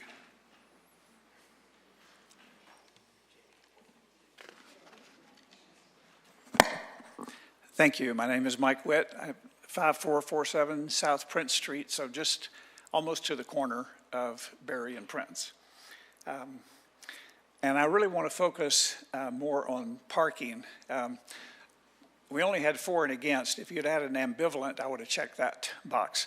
But I think parking is a tough problem in Littleton, and it reminds me of a Yogi Berra quote that may soon apply here.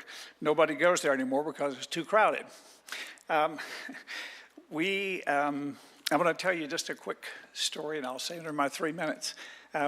We bought our home in 2005, and at that time our taxes were $2,500. This past year they were $7,000. That's close to a 300% increase. When my wife and I were both working, that was not a problem. Now we are just retired. We can't afford that anymore. But we had a plan, and that was to rent out part of the space. So we came to the city and asked about that, and the city wasn't rude, but they were very direct. They said, no how, no way, no time. And the reason is because you don't have adequate parking per our regulations. So we went to Plan B, which is to sell our house and move to Georgia, where there is no tax on your home, no school tax, and no state income tax if you're over 70. So I didn't mean to start a rush to the airport. In any case, tonight we're looking at this proposed variance to allow more people in the space that does not meet the adequate parking regulations. That sounds familiar. Based on the current lack of parking, I think this would probably not, variance is probably not justified. However, if the city decides to grant it, then I'd like to have mine as well. And then I won't need to leave Littleton or Colorado. I can stay right here. As George Orwell said in his classic book, Animal Farm, all pigs are created equal, but some are more equal than others. Let's keep Littleton out of that context and be fair to the taxpayers regarding parking rights. I look forward to a fair and impartial decision from the council. Thank you. Thank you.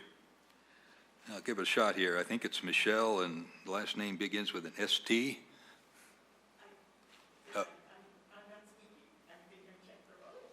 Okay. Well, it's Michelle Stetchel, or? Okay, you're against the project, do not wish to speak. Okay, okay, thank you. Alyssa Pascal, she said she's in favor of the project, but she had to leave, and obviously she's not going to speak. Sue Smith is in favor of the project, does wish to speak.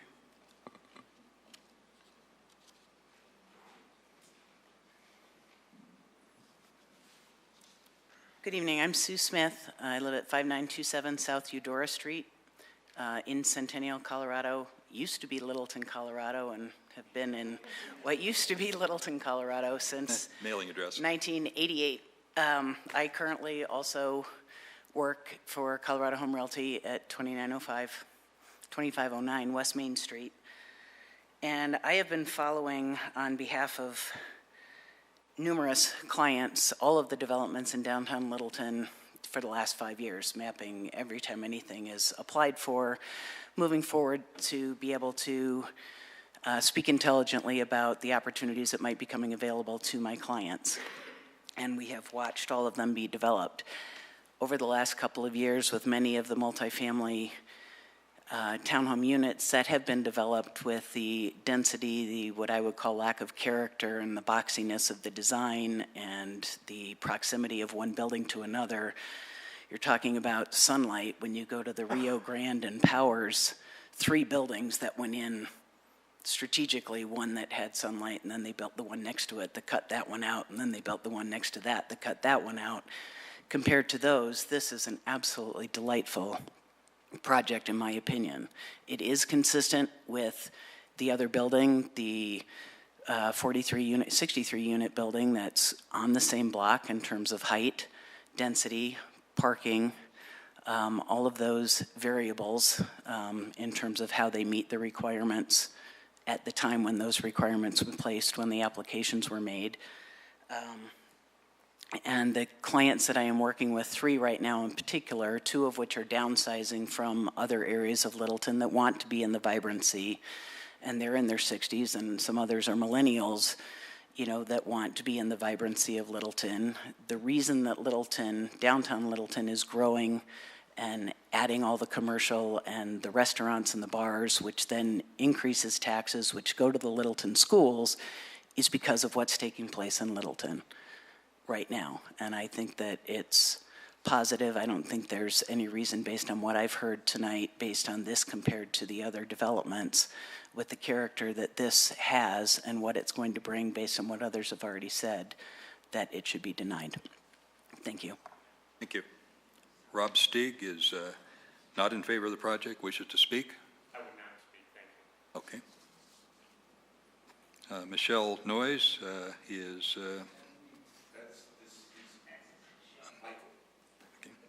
Oh, Michael Noyes. Call me whatever you want, as long as you call. We have a question mark under yes or no, and you wish to speak. Well, my name's Michael Noyes, and I live at 5559 South Curtis. I've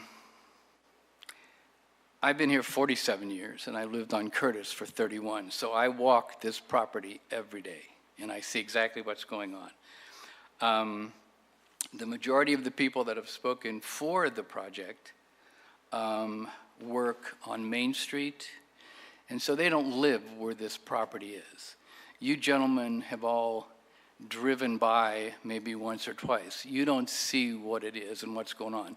The pictures look very nice.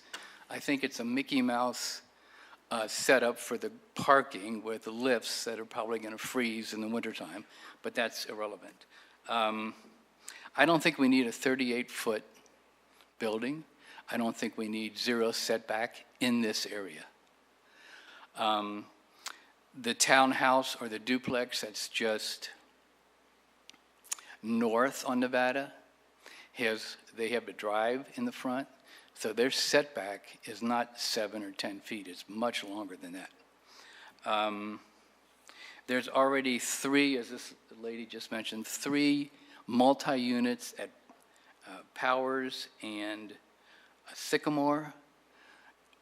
They're not even finished yet, so the idea of we need 5 more units in that area, I think is totally incorrect. I am against that.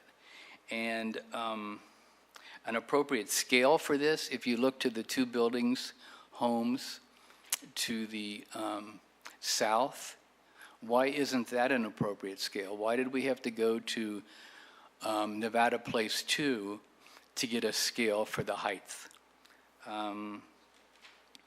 I guess my last question would be, in statement, would anybody here want this unit on the property next to your home? Because that's what we're looking at. And the sidewalk is a nice idea, but it goes to the alley and it stops. There's no sidewalk from the alley to Curtis Street.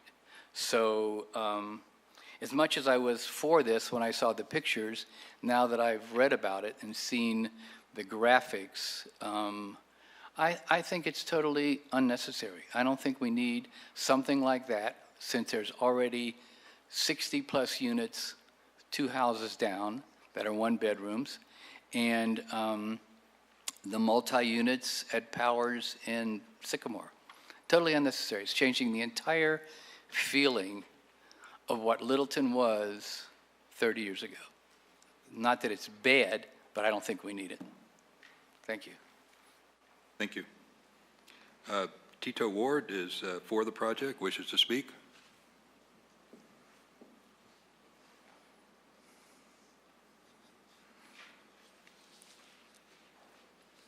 Thank you for your time. My name's Tito. I am a resident of Northeast Denver, but for the last 12 years, I've been the technical director for Littleton United Soccer. And as a soccer coach, I'm going to be pretty quick because I'm terrified of those cards right there. We've been commuting, my wife and I, into Littleton to work over the last 12 years, and we're finally in a situation where we can afford to buy something that matches exactly what we need as a family. Something that won't take a lot of upkeep for us, yards, beautiful design. We've looked for a very long time.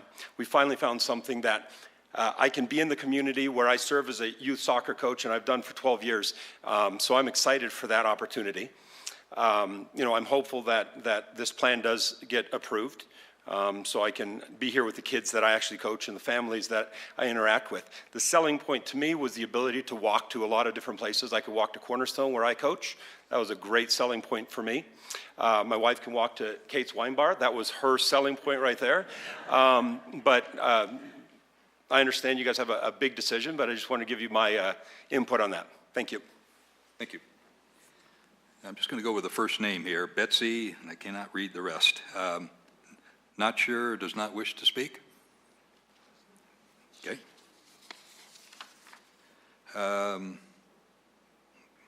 Camden Smith, I think it is, in favor of the project, wishes to speak? Did I get it even close? It's Landon Smith. Is your gender correct? Thanks. So I work in Littleton. I lived at this house.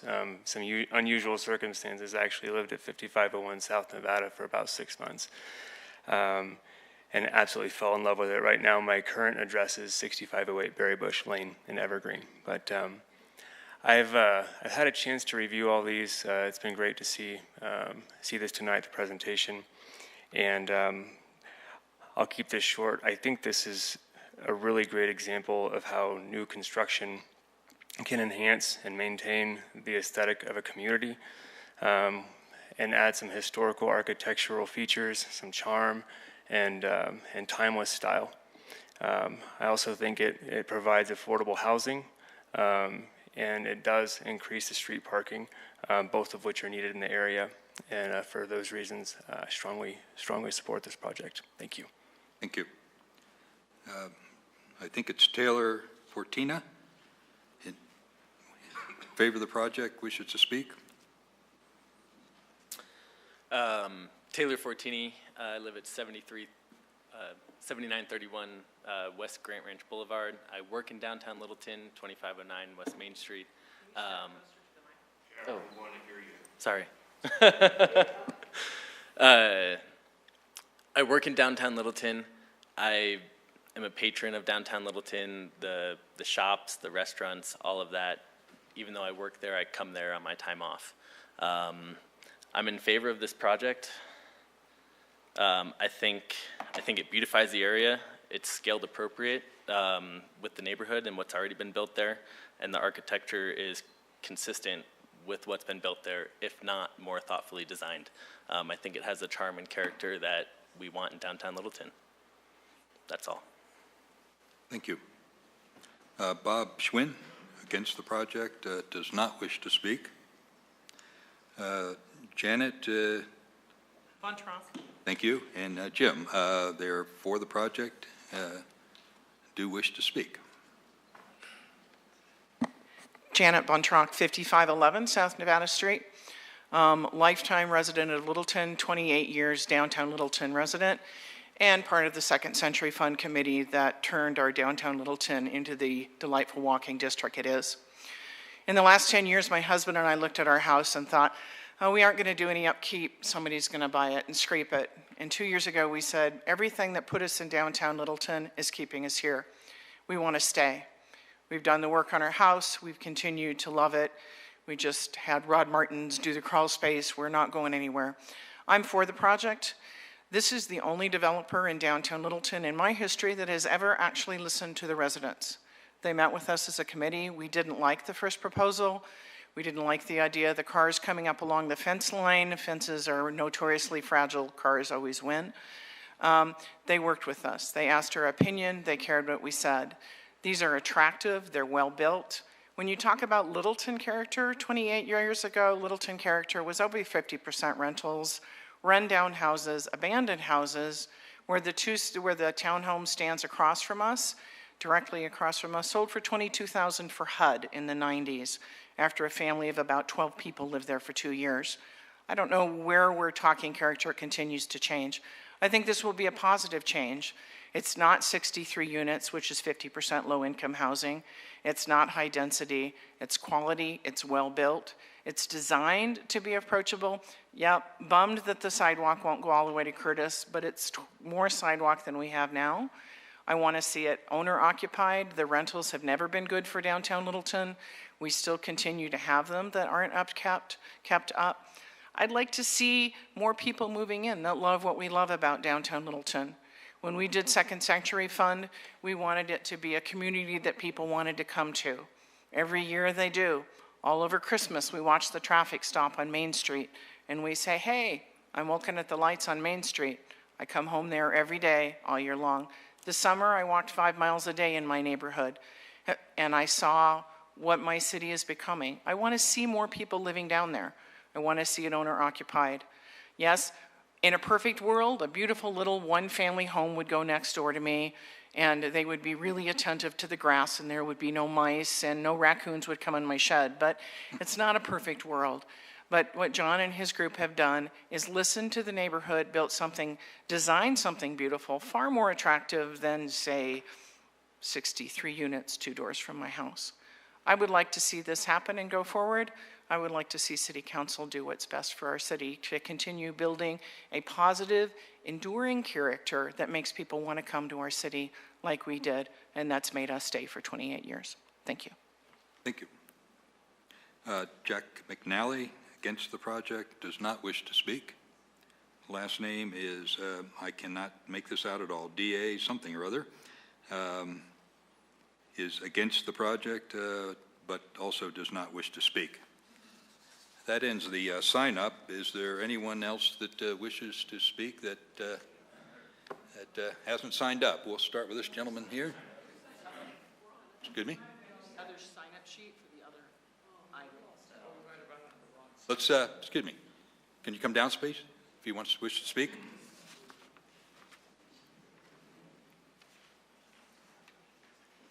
If you could give your name and address, speak right in the microphone. Good evening. My name is Louis Malandra, My wife Marianne and I live at 5510 South Curtis Street, across the alley from the project. 38 feet is too high. The density is too much for R5. I often wonder why we even have these meetings. We're destroying our little piece of the earth down there. And as far as meeting with people, no one ever met with us. We live right there. No one asked us the question. And as a side note, I would ask you, if you drive down the street, come and talk to us. We won't bite. We'll tell you how we feel on that street, in that R5 area, those of us that have been living there for 28 years.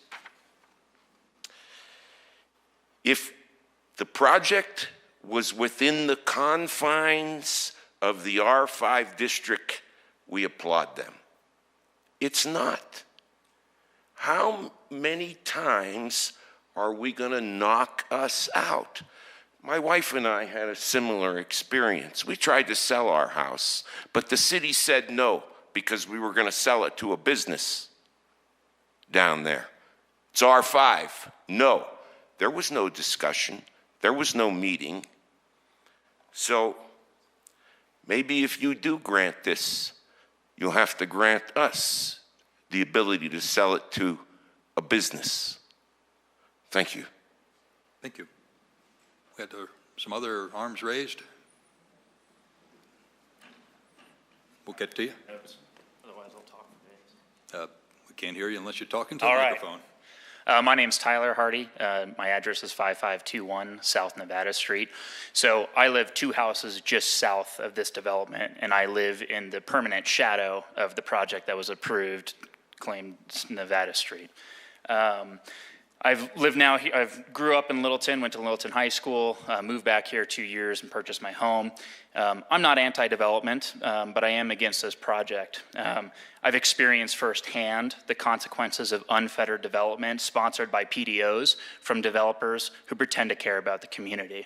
I had to sue the developer to the south of me for trespassing on my property and cutting down the only tree that I have. So my experience has not been lovely, to say the least.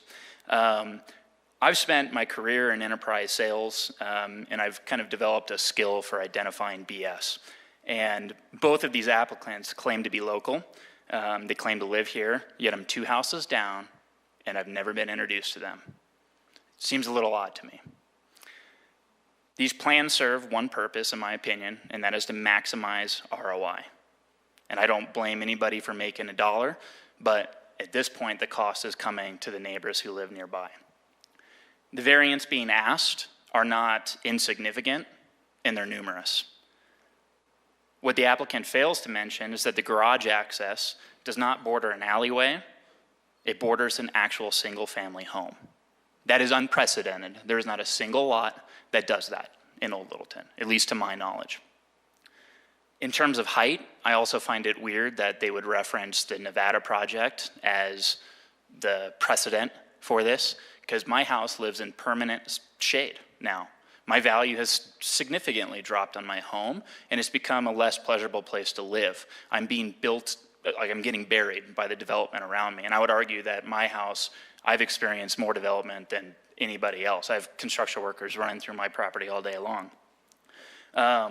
There is nothing of this density on this size of a lot on this block to the west, block to the east, block to the north, block to the west. There's nothing of this density in this block. They want to compare it to the Nevada Street. That's a massive development, massive space to put high density. So I'll close with this. Not only have the PDOs been ruled as a detriment to the aesthetics and the feel of Old Littleton, and that's why we removed them, but the staff here have already ruled in their recommendation under the old process of PDO that the applicant failed to meet the requirements. That should say something. When you describe Old Littleton to your friends and to your family, I would ask you to take inventory of your words, and I would ask you to further see if those align with the description of this project. And that's all I have to say. Thank you. Anyone else? Come on down. We have another list here. Against. Oh. Oh. We probably signed up on the wrong sheet. Yeah, probably. I don't think too many people want to speak on impact fees. I just want to follow up on I'm against the project. I want to follow up on a few things that Tyler said. Sir, can you give us your name and address? Oh, I'm sorry. It's Michael McNally. My address is 5148 South Perry Street, Littleton.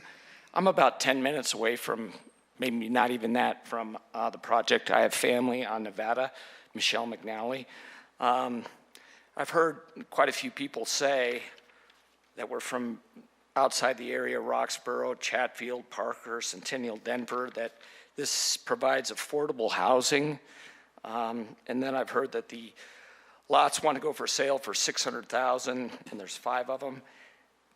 I think what's being unsaid here is what was said by the applicant is they're promoting safety, but I think really what's going on, I think it should be clear to everyone, and I don't even need to say it, is they're promoting profit.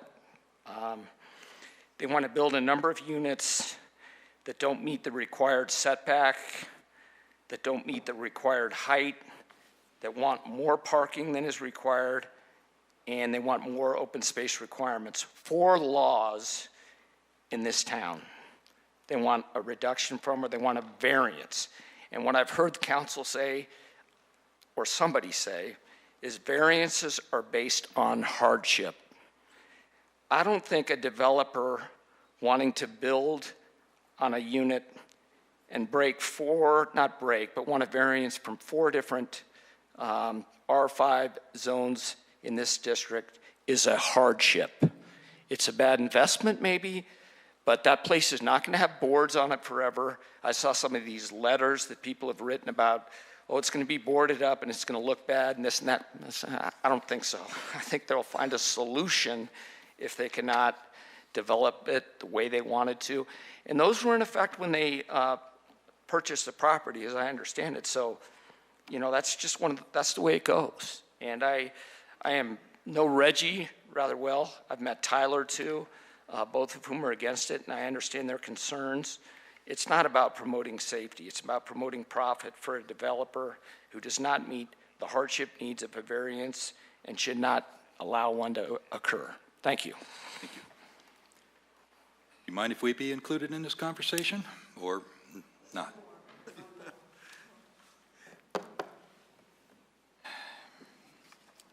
Okay, we got Matt Hudson in favor of the project, wishes to speak.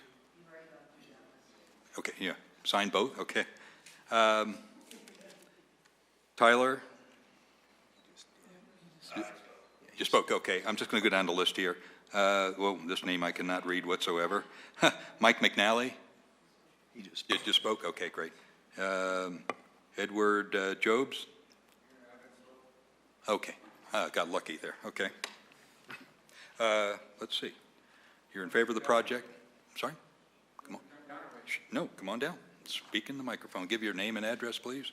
Hello, my name is Edward Jobs, and my note-taking machine here is having my wife call me. Hold on. So I live at 9494 Joyce Way, and I'm in Arvada. I work out of Littleton. I've worked here for a long time. I worked as a nurse at Littleton Adventist Hospital. I currently work out of 2509 Alamo downtown. I'm in favor of the project. I like its attributes. I like the way it looks. I think it answers some multifamily questions. I think it answers a legitimate issue of parking, maintains timeless look of the city. I'm in favor of it. Thanks. Thank you. That comes to the rest of the sign-ups. Anybody else wish to speak? Okay. Of course, give your name, address, speak in front of the microphone, etc. My name is Michelle McNally. I live at 5512 South Nevada, which is right across the street from the proposed project. I vehemently am opposed to the project. I really appreciate Rob for the reasons that have been brought up. They're asking for variances in parking, height, setbacks, and open space. I'm also a broker and I've done real estate development. I can honestly say there's no need for, if this guy wants to buy my property, I'll sell it to him in a year and it'll be probably more square footage. My property is a new duplex across the street. The height is 30 feet, right next to Reggie's. And that should be fine. The fact that they're asking for 38 feet, to me, is completely unreasonable. And if they wanted to build 3 at 2,700 square feet each, they could make a very good profit with that. This is being done, in my opinion, with Gordon Gekko style greed, where they're trying to maximize their profit with absolutely no one came to me to talk to me. No one came to Reggie or Tyler. They might have gone to the people right next door because of a new fence, but they never came to us and discussed it. And I'd also like to know why people who don't even live in the vicinity, the 80120, are able to have an opinion when it's a biased opinion.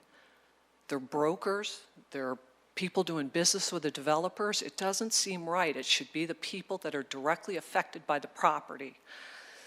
I'd also like to currently state that at the current time, we're having a problem with parking on Nevada. We have all of the construction people from the big development, the post office, the restaurant workers are parking on Nevada. Curtis Street was able to get permit parking, so I talked with the police department today, and they're going to be doing a study for permits because that's what it is going to take, because we can't get people to park on our street. It's too crowded. So I'm going to say, for the various reasons that these PDOs, we've eliminated them and they're still asking for variances on these, that I hope that you will consider what the residents that are directly affected by this feel. Thank you very much. Appreciate it. Thank you. Is there anyone else? See no hands, we'll close the public comment portion. Does the applicant want to make any last comments? Thank you. Just a few really brief comments. The first is that there have been a number of references to the fact that we don't meet parking. That was an error on staff's part, which they subsequently corrected in your staff report. We're not asking for a variation in parking. We do meet the parking requirements. In case it was unclear, the neighbor that spoke with you, Ms. Buntrock, is an adjacent neighbor. She's the owner of the home that you see in the hatch marks there directly to the south of our property.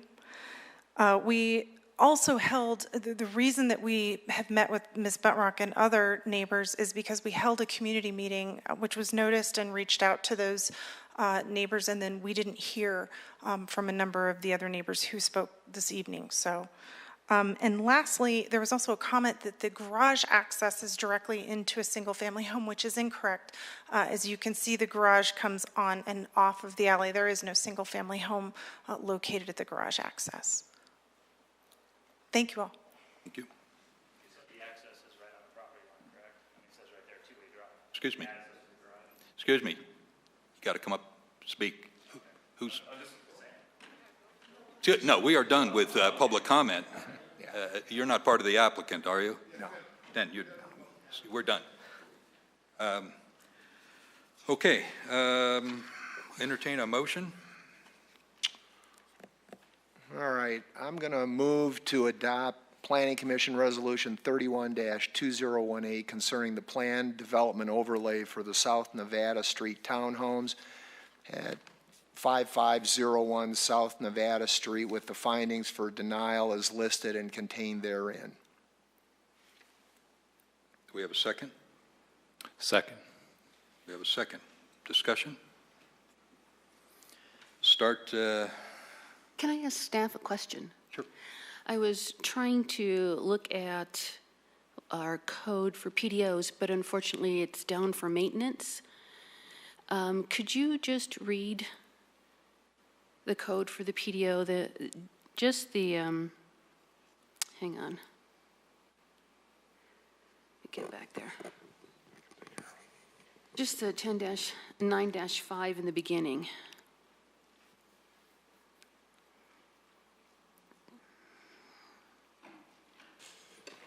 Yes, I'll be happy to do that.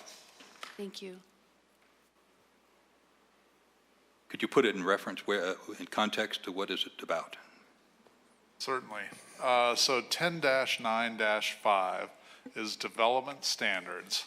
It reads, to take advantage of the flexibility allowed by the PDO regulations, that's Plan Development Overlay, the proposed development must demonstrate special attention to creative, high-quality design and to producing a development that reinforces and complements citywide and neighborhood design goals and objectives. Plans that demonstrate such attention may qualify for certain variations from the underlying zone district requirements as detailed in this section, provided that such variations can be accomplished without impairing the intent of the land use code while providing a substantial benefit to the city of Littleton. The evaluation of the application based on the above intent statement will be applied when the following changes to the underlying zone district are requested. That's all I wanted. Thank you. Thank you. Now we'll start. Jason? Okay, certainly. So the applicant did a lovely job with the architecture and creating buildings that have a good amount of variation, architectural interest, high quality materials. They'd be a wonderful addition to the residential mixed-use area of the downtown plan. This site, however, is in the old downtown neighborhood of downtown, and context matters. There are about 4 PDOs, maybe, 3 PDOs located north of Nevada Place in this immediate vicinity among the 31 properties. So to argue that there is a trend or that the neighborhood context is for PDO overlays in this portion of the old downtown area of the sub-area plan, I think is an exaggeration. And for that reason, and the reason that they are, or the reasons enumerated in the staff report, I will not be supporting the proposal and be voting for this motion.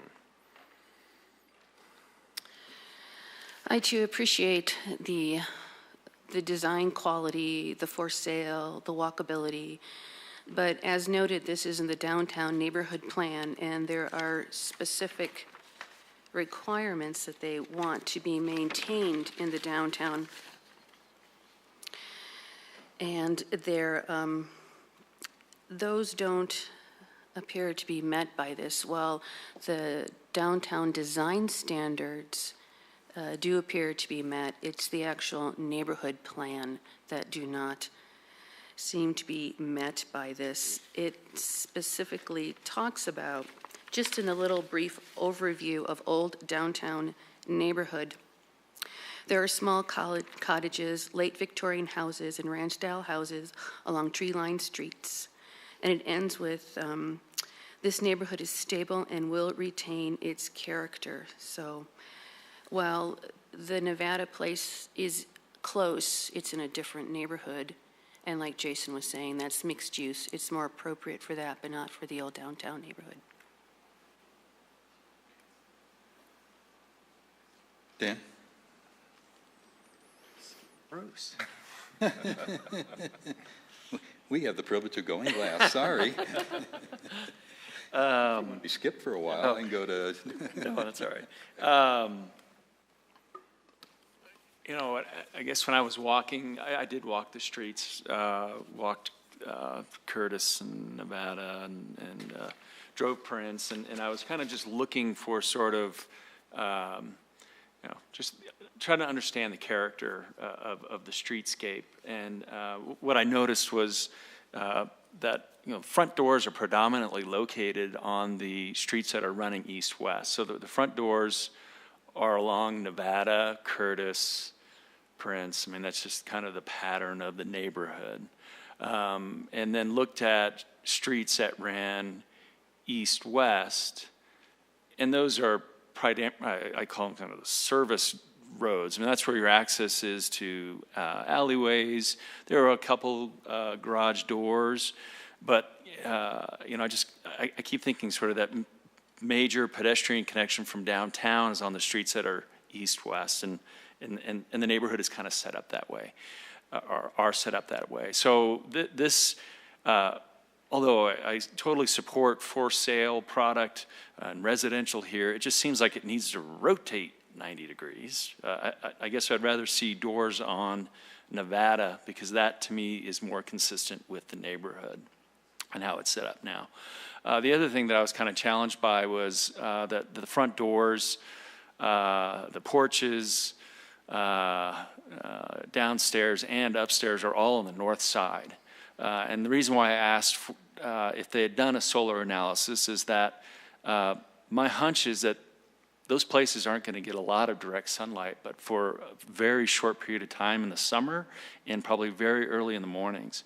So the quality of that space and the quality of that street character, it's great to have porches, but I don't know how many people are going to be hanging out down there. The other thing I don't particularly care for is the porch on the street is you've got to go upstairs. So it's like, are you really going to be activating that porch? I have my doubts. Also, I have my doubts that the decks on that north-facing side are going to be occupied. They're not going to get sunlight. It's going to be all indirect light, and so it just is not a pleasant place. So I think that is not being creative. That's not creative design, in my opinion. And that's it. So I just want to say I love the plan and the design. You guys did a great job responding to comments, modifying the plan with respect to staff. I think it provides a great sort of scale and density and good fit and character. It improves the streetscape. It provides a walkable scale for the area. I think it provides the appropriate level of parking. I agree that in downtown areas, less parking is appropriate. And additional rooftops do support local businesses. There's a lot of good things to be said about this plan. But that being said, I was on Planning Commission from 2010 to 2013, and the whole time we worked very hard on creating a downtown area plan that was built on the needs and desires of the residents, and we had a lot of public engagement on that, and we heard very clearly during that time that this R5 neighborhood should be protected, quote unquote. And that's why the line was drawn where it was. And it was based on public input of the neighborhood there. And, you know, I'd love to see this in the downtown area. I just don't think this is the right location. There was very careful attention paid to where that line was drawn between the R5 neighborhood and the adjacent areas. Admittedly, a lot of that might have been reactive to what had recently transpired with approval of the Nevada Place development. I think there was some pushback on that. But the R5 neighborhood was identified as part of that plan to be protected, and I think the guidelines were written very carefully to do that. The land use and zoning process that we're here to uphold really is there to protect the neighborhood. And based on what I've heard tonight, I think there's kind of three things that are working against this project. One is not, as staff has identified, it's not consistent with the intent of the underlying zoning and their analysis. Two, it's not consistent with the plan for the Littleton downtown and the old downtown neighborhood. And three, you know, I was kind of waiting to hear what the residents had to say tonight, and I heard more local residents against this than in favor of it. So I would have a real difficult time supporting this, so I would be in favor of the motion. David? I guess I don't have a lot to say. I understand that we're looking at this PDO on its own, not looking at any other PDOs that have been approved in the past. I will say I appreciate the work that the applicant has done. It looks like you've gone through a lot of revisions. You've talked to one of the neighbors, and maybe a couple, I'm not sure. But I know that, I understand that you've made a lot of revisions to your plan and tried to, adhere to the design guidelines as much as you can with the idea that you need to make some money on this, or it's not going to work. So again, we're just looking at this PDO as it stands here, and I mean, like several others have said, I like the look of the project. It'd be great in Cherry Creek. It'd be great in Denver. Looking at the surrounding area, I disagree that it fits in this area. It looks kind of like it's shoehorned in there. I just think there's too many variations to the existing zoning to feel good about approving a project like this being so high, having no setbacks, or virtually no setbacks. We're not looking to get the CA downtown zoning creeping into this neighborhood. It's R5 for a reason, and even though that means you can put 5 units in, it doesn't mean that you can cram them in. And I guess that's all I have to say. Sherry? I think we've all heard a lot of reasons why this application should be denied, and I have listened to all of them, and I agree in large part with most of those. I think ultimately it just boils down to what is Littleton getting out of this? And, the trade-off there seems to me not fair enough. It's not good enough, a trade-off for Littleton and the citizens. So I don't support the project either. I think we need to commend the applicant on talking to local people. I don't know how many neighboring residents you talked to, but it seemed that there were quite a few who did respond, and that you did respond to those comments, and you've obviously done a lot of work to make this a viable project. I think there was some creativity in putting the front doors on Berry Street. It's a little bit different. That site is very small. I had a lot of concerns about that, just looking at it and looking at the neighborhood as a whole. So my opinion too is that I can't support the project overall. Bruce? I want to thank everybody for coming down, taking time out of your night to, and obviously your days as well, because you put a lot of thought into your comments. On behalf of the Planning Commission and staff, we really appreciate having a full house of people with a lot of different viewpoints. It's how the process is supposed to work. It's hard. Well, let me get into this a little bit, but again, thank you on behalf of everybody for all of you willing to commit your time and energy to come down and speak with us. The couple of things to the gentleman who talked about subjective criteria. Essentially, the Planning Commission's job is to balance out the neighborhood plan for this area with the rights of the property owners and the rights of the neighbors. Both parties are stakeholders. Both parties have things that they'll gain or lose depending upon how our ruling falls.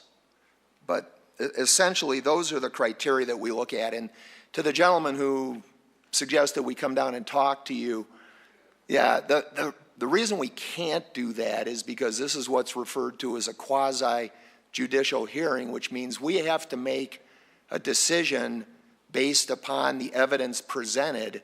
And if I come and talk to you and nobody else does, I may have to hypothetically recuse myself from voting. That's the law. That's Colorado statutes, and that's why we have to basically say, sure, we drove by the property, but we didn't talk to anybody, so that we can listen to what everybody has to say. Everybody hears the same thing, and we can make a decision based upon the evidence presented in a public hearing. As to my findings on this matter, I do like the for sale product. I agree that it's something this community needs more of. We've got and have had a lot of rental property, and certainly more for sale product is desirable.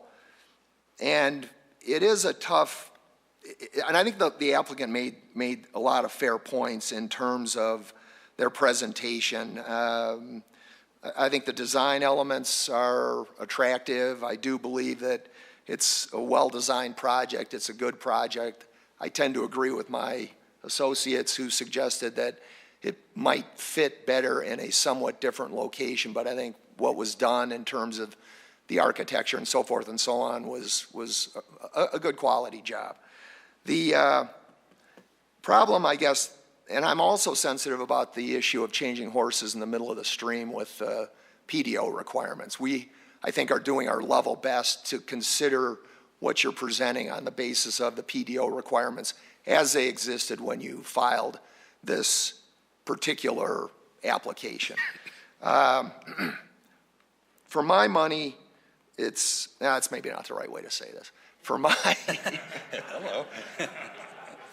In my opinion, let's use that instead, I am concerned regarding the relatively extreme ask on the setbacks and the height restrictions. I mean, just picking numbers, based on other PDOs we've seen over time, and I think Jocelyn's right, they're all individual requests. There's not a precedent-setting mechanism involved. But I mean, if you're coming in and saying, hey, we pick a number, like a 25% reduction in a setback and a 10% height increase or some such thing, you know, those perhaps are better fits for the property, or some such set of numbers could be potentially better fits for the parcel we're talking about relative to the neighborhood plan and basically the neighbors and so forth and so on. I do think that the quality, as I said, it's a good project, but I do think the neighborhood characteristics count for a lot as well. And I think as Robin indicated, you know, the comparison with Nevada Place and so forth, there's got to be a line drawn somewhere. And to the extent that that is on one side of the line and this project is on the other, that's something we have to balance out. And the recitation of the old code talks about the intent of the land use code. And essentially this is an R5 zone, and so the finding that we have to make is that by granting the variances requested, the community, broadly speaking, is getting sufficient value in return. And I think based upon, I'm in agreement with what my associates have said in that the variances that are being requested for this particular zone are substantial, and while it is a good product, it essentially is consistent with design guidelines for this area. I'm not sure that's sufficient for granting the nature of the variances we're being requested to make. So for that reason, I'm going to support the motion as presented. And to the fellow moving to Georgia, I just point out one thing you may want to consider. They have humidity. So you may want to rent and not buy, just a thought. That's it. A lot of bugs, too. What about their great snow there? Mr. Chair, just to note, primarily for the audience, I think the commission is aware of this. The commission's action is subject to appeal within 10 days by filing a written appeal to the city council. And then that would be heard in a public hearing, as very similar to this, by the city council. Okay. Well, I find that the general character of the architecture to be good. I saw previous renderings in the beginning that were not good. So input from staff, citizens, neighbors, it became a much better-looking project. The rear of the building, however, leaves much to be desired. The 11.5-foot-high solid concrete wall on the south property line leaves a lot to be desired. But I find that this is not an overlay of a lot in the R5 zoning district. This is a complete disregard of all the zoning restrictions and parameters of the R5 district. Let's talk about this lot, the size of the lot. It's a 119 by 50-foot lot in the R5 district, required setbacks that make it almost mandatory that the front of the lot, the front setback, front face is Nevada Street. This would result in a buildable area of 35 by 79 feet, reasonable building area. Attempting to move the front building to face West Barry with its 20-foot front and rear setback lines creates a buildable area of the size of 10 feet by 104 feet, obviously unbuildable. The applicant obviously wished to proceed otherwise anyway, claiming a hardship that he needs relief from the setback requirements from a setback dilemma that he created. This is a self-inflicted hardship, according to my way of thinking. Let's talk about the requested variations from the R5 zoning standards. Front setback required is 20 feet, as I said. They're proposing 2 inches. So we are basically 2 inches away from the sidewalk. Rear setback, 20 feet required. They are proposing 4 inches. Side setbacks, they're less than what's required of the 5 and then the 10-footer. Open space, 25 feet is required. They're proposing 15.6. 30-foot height limit required. We talked about that a lot. They're asking for 38 feet. Let's see. They're not modest variances from the R5 zoning requirements. These are excessive requests for change. The applicant continuously has brought up Nevada Place, and some of the speakers have brought up Nevada Place. I did a look-see today.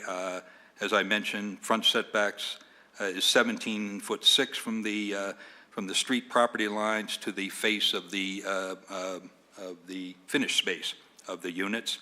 Rear setbacks are 24.6 with some modifications.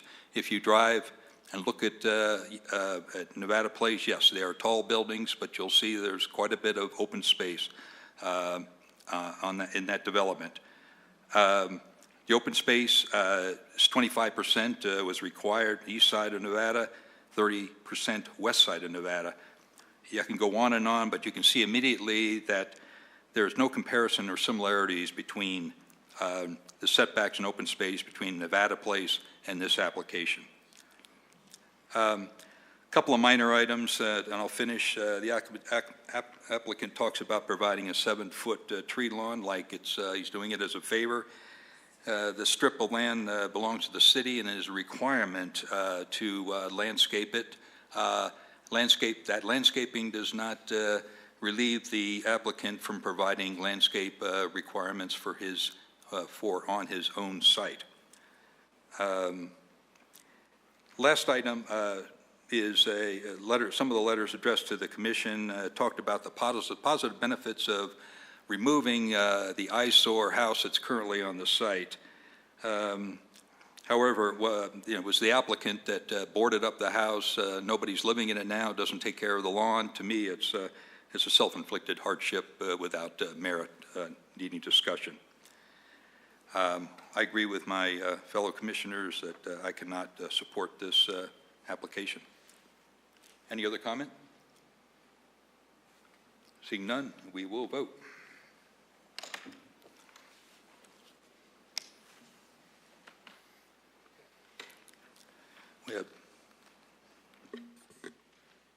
Go ahead. The vote is unanimous and the motion carries. Thank you. We're going to take a 10-minute break, and then we will finish up with the last item.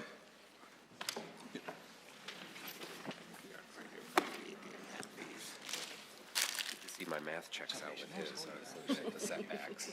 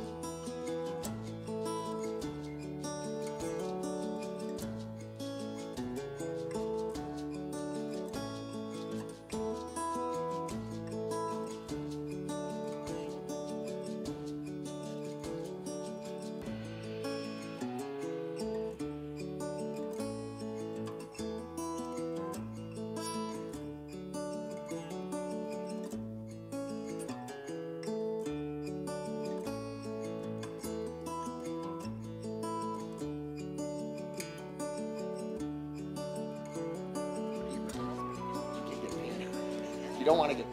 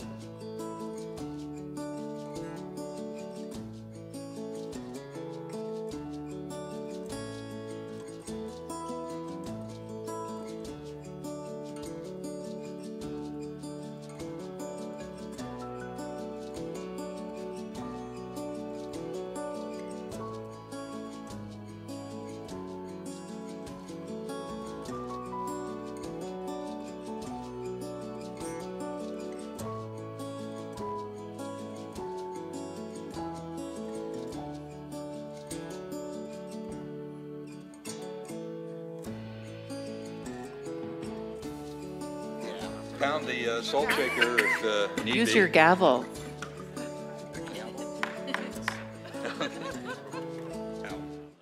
We lost our audience totally. Wait a minute, call him back.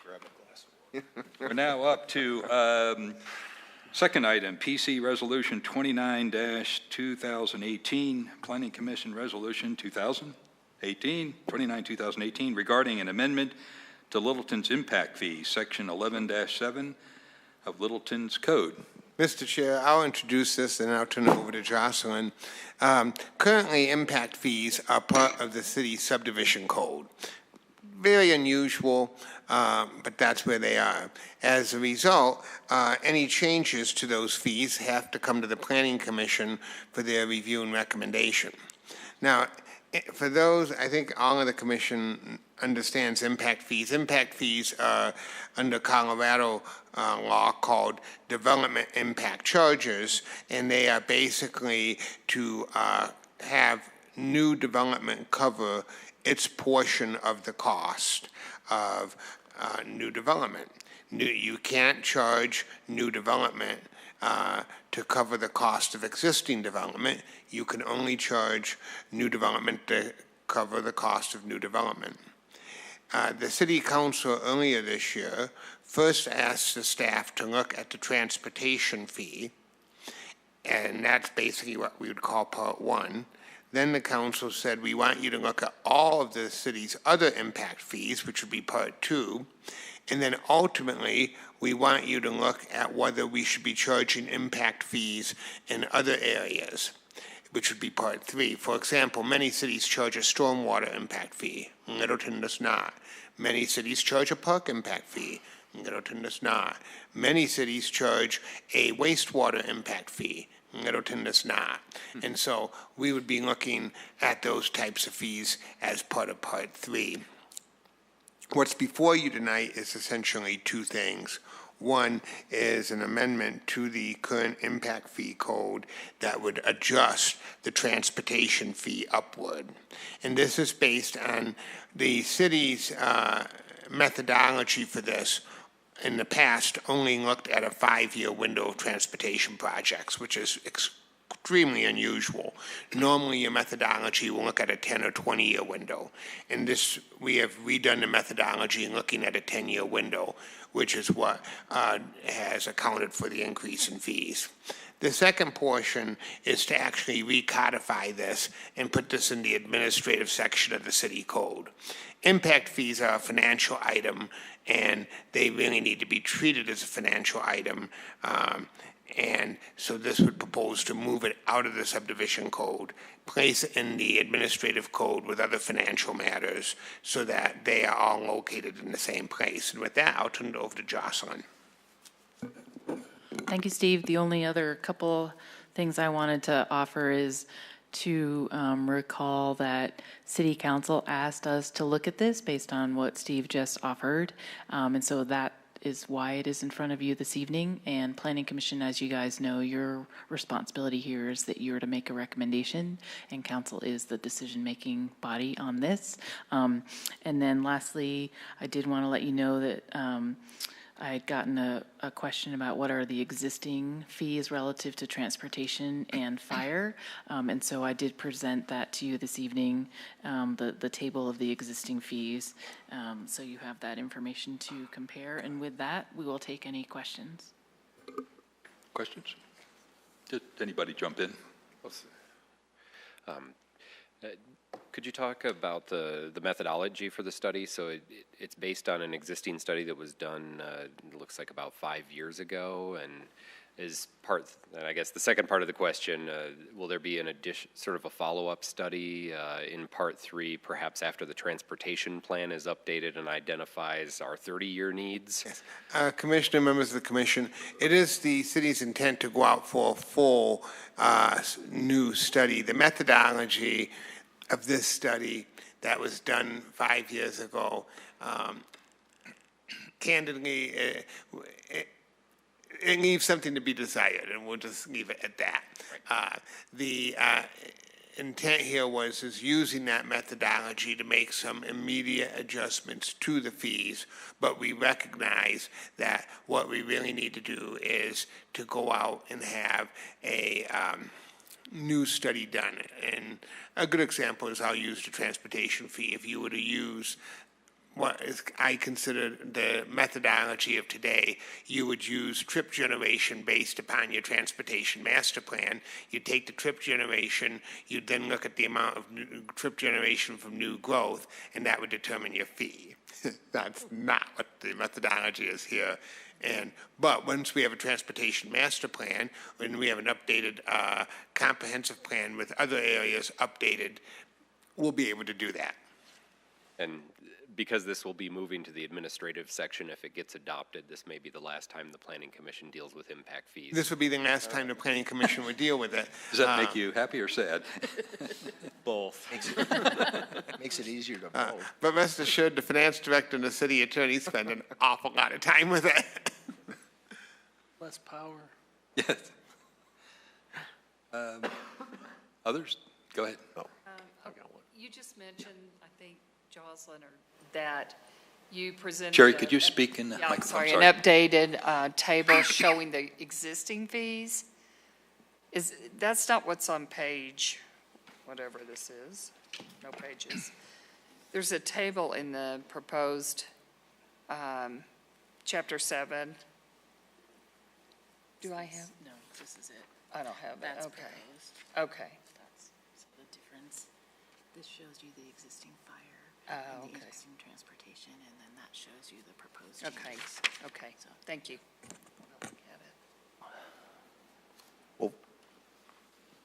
So in this first piece, we are proposing to change the transportation fee, eliminate the fire fee since those services will be provided by South Metro. And then the other fees that are in that table will be looked at as part of phase 2. Go ahead. Well, so on the South Metro issue, since we're essentially going to pay under intergovernmental agreement to contract their services, why would we not still collect this and just pay it as required?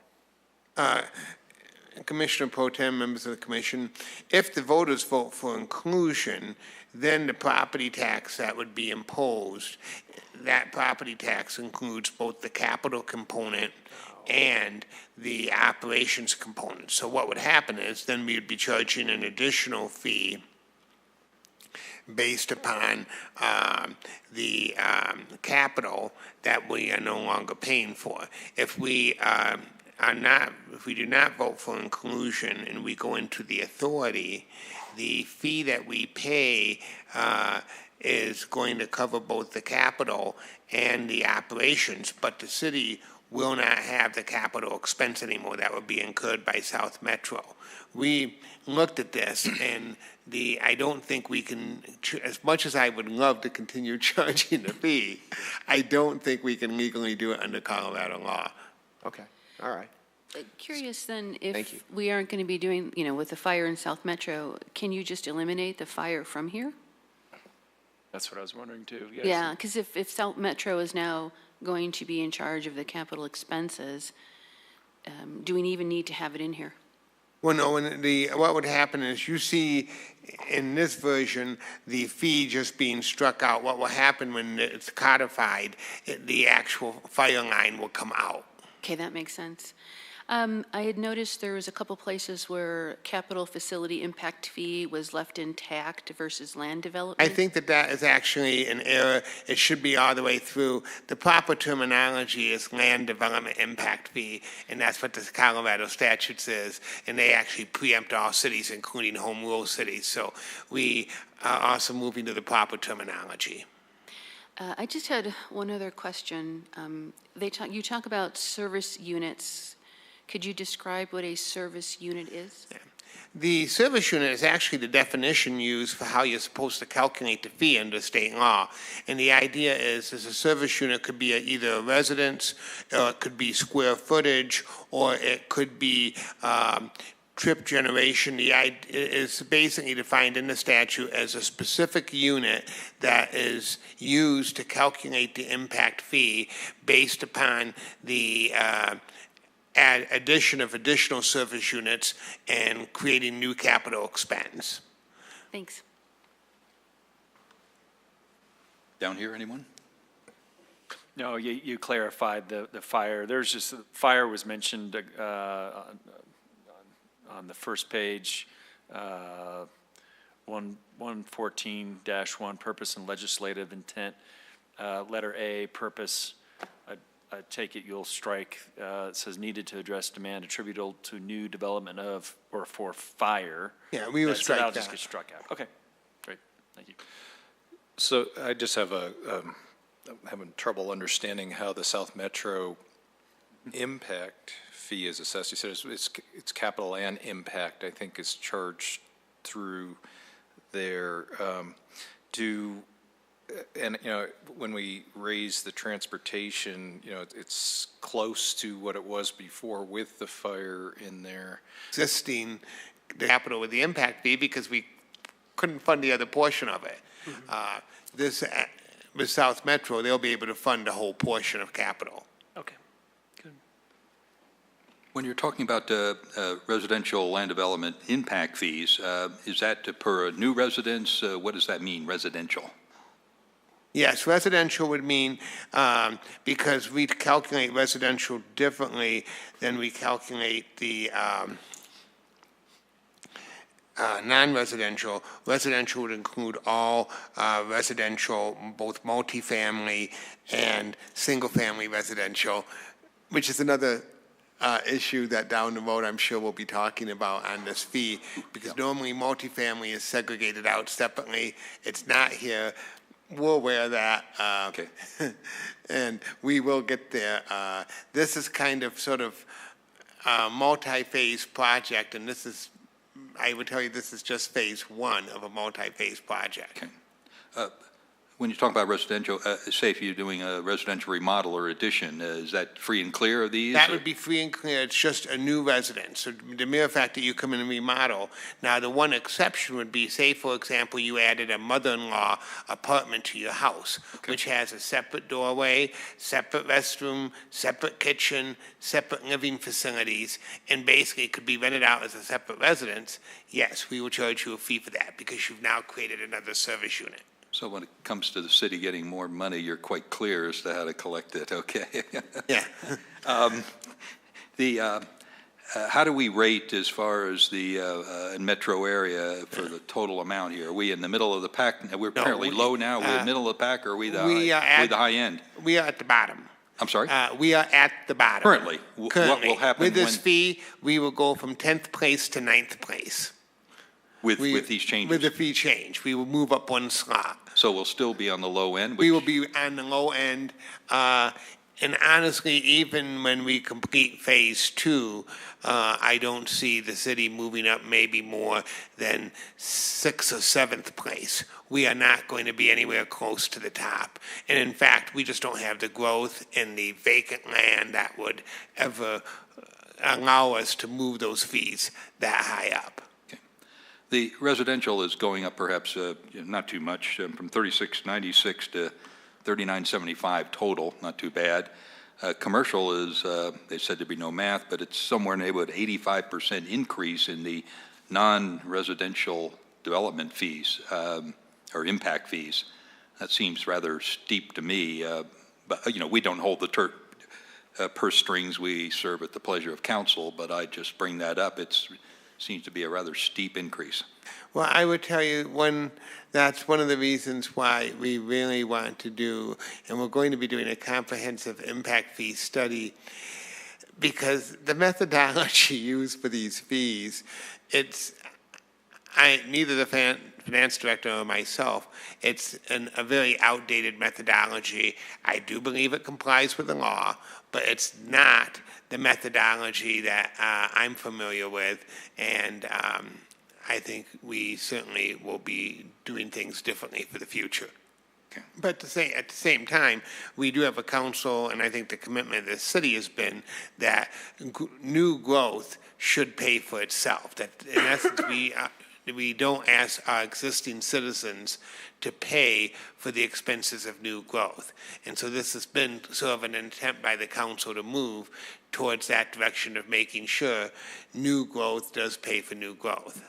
But of course, the reverse would be you charge so much you stifle growth. Yes, and we certainly don't want that either, and that's why I don't think these fees, even with all the adjustments, will ever I don't see the city ever getting out of the middle of the pack. We're going to, even if we add new fees, we will still be in the middle of the pack. Okay. Sure. Just to point out the comparison, it's really higher for residential because the fire is pulled out on this other new updated, so it's more than 300. Well, it's the grand total. I was looking at the grand total. It was 3669. Now it's up to 3975, even with $600 or $700. Yeah. Bucks, so. Something else you said I was going to clarify, but never mind. I can't think of it. Bruce? I was just going to mention as well, the other thing to be aware of with respect to the fire capital costs, I think Steve was 100% correct as a lone tree, but South Metro is also what's referred to as an accredited agency, and they have a certain standards of cover that they have to meet that's a small percentage of all fire departments actually meet those levels of those standards. So if they're self-funding to do a lot of that, they're already, and Littleton Fire and Rescue, while it's a great service, is not accredited in that regard. And so to the extent that we don't have the capital to spend on it, we're not likely to spend on it, which means that in a general sense, if the South Metro arrangement goes through, then the likelihood is the quality of service could improve and it, over what it is today, just by virtue of the fact that they want to continue to meet their accreditation standards. Just throwing that out there. Will they be taking over, this is kind of an aside, but would they be taking over all of our capital? Yes, and as the Commissioner Pro Tem noted, there are very few, I believe there's a total of 2 nationally accredited fire departments. And national accreditation for fire departments is just like what we call CALEA, the Commission on Accreditation for Law Enforcement Agencies is for police. I went through this in the last jurisdiction I was in, and there's roughly 150 standards a fire department has to meet. And they have fire chiefs come in from other parts of the country to evaluate how you do business. So they would be taking over our capital, and frankly, a lot of our capital is old. We'll just leave it. Except the brand-new fire station in my neighborhood. Yes, we have the Station 19 is new. That is newer. I wish I could say that was true about all of our capital. Yeah. Any other questions, comments? When you were comparing the cities and how the level of fees that we have, saying we're at the bottom, was that just in Arapahoe County? We looked at cities within the Front Range. I think the city that we number 9 was Lafayette, and we were number 10. So we are going to push Lafayette to number 10, and we will become number 9. But we looked at cities within the Front Range, which would be both Arapahoe County, Weld, Douglas, and Jefferson. And that was because not all cities, some cities don't charge again. Like Englewood, I don't believe charges impact fees, and that's really a function of if you have no growth. You can't charge impact fees when you have no growth. Yeah, any other comments? Then, is motion man, or does somebody else wish to make a motion? Spread it out here. If somebody else would like to Spread the joy. the motion, there. Robin, I'm going to Make a ask you. motion. All right, there you go. I move to approve PC Resolution 29-2018 to amend the city's capital facility impact fees for fire and transportation, and to move these fees from subdivision Title 11 to administrative Title 1, section of Littleton's City Code, which forwards a favorable recommendation to City Council. Second. Okay. That was Craig, right? Craig, was that yours? No, Dan- that Dan was was the Dan, that's Dan the second man, okay. Dan's the second. I don't believe we have anybody on the public comment log, but I think we ought to. Oh, good point. We ought to check just for the record. We Well, had I- a public I did- comment list. I didn't ask because we'd have nobody in the audience. I'm sorry, we did have a public comment list, and that's the one I turned in earlier, and it was filled with names that were here for the other public comment. So we do have, let the record reflect that we do not have anyone in the audience wanting to make a public comment. Okay. Yeah, sorry, I should have opened the public comment and then closed the public comment due to the fact that there's nobody here. Okay, with that out of the way, time to vote. And the motion carries unanimously. Great. Staff comments? Nope, just that I'll get you the tentative planning commission calendar. I'll get that out tomorrow, so you know upcoming meetings. Okay. On the, what's on the agenda for 2 weeks from now? Can you tell us now, or want to wait until that comes out? There's a few things.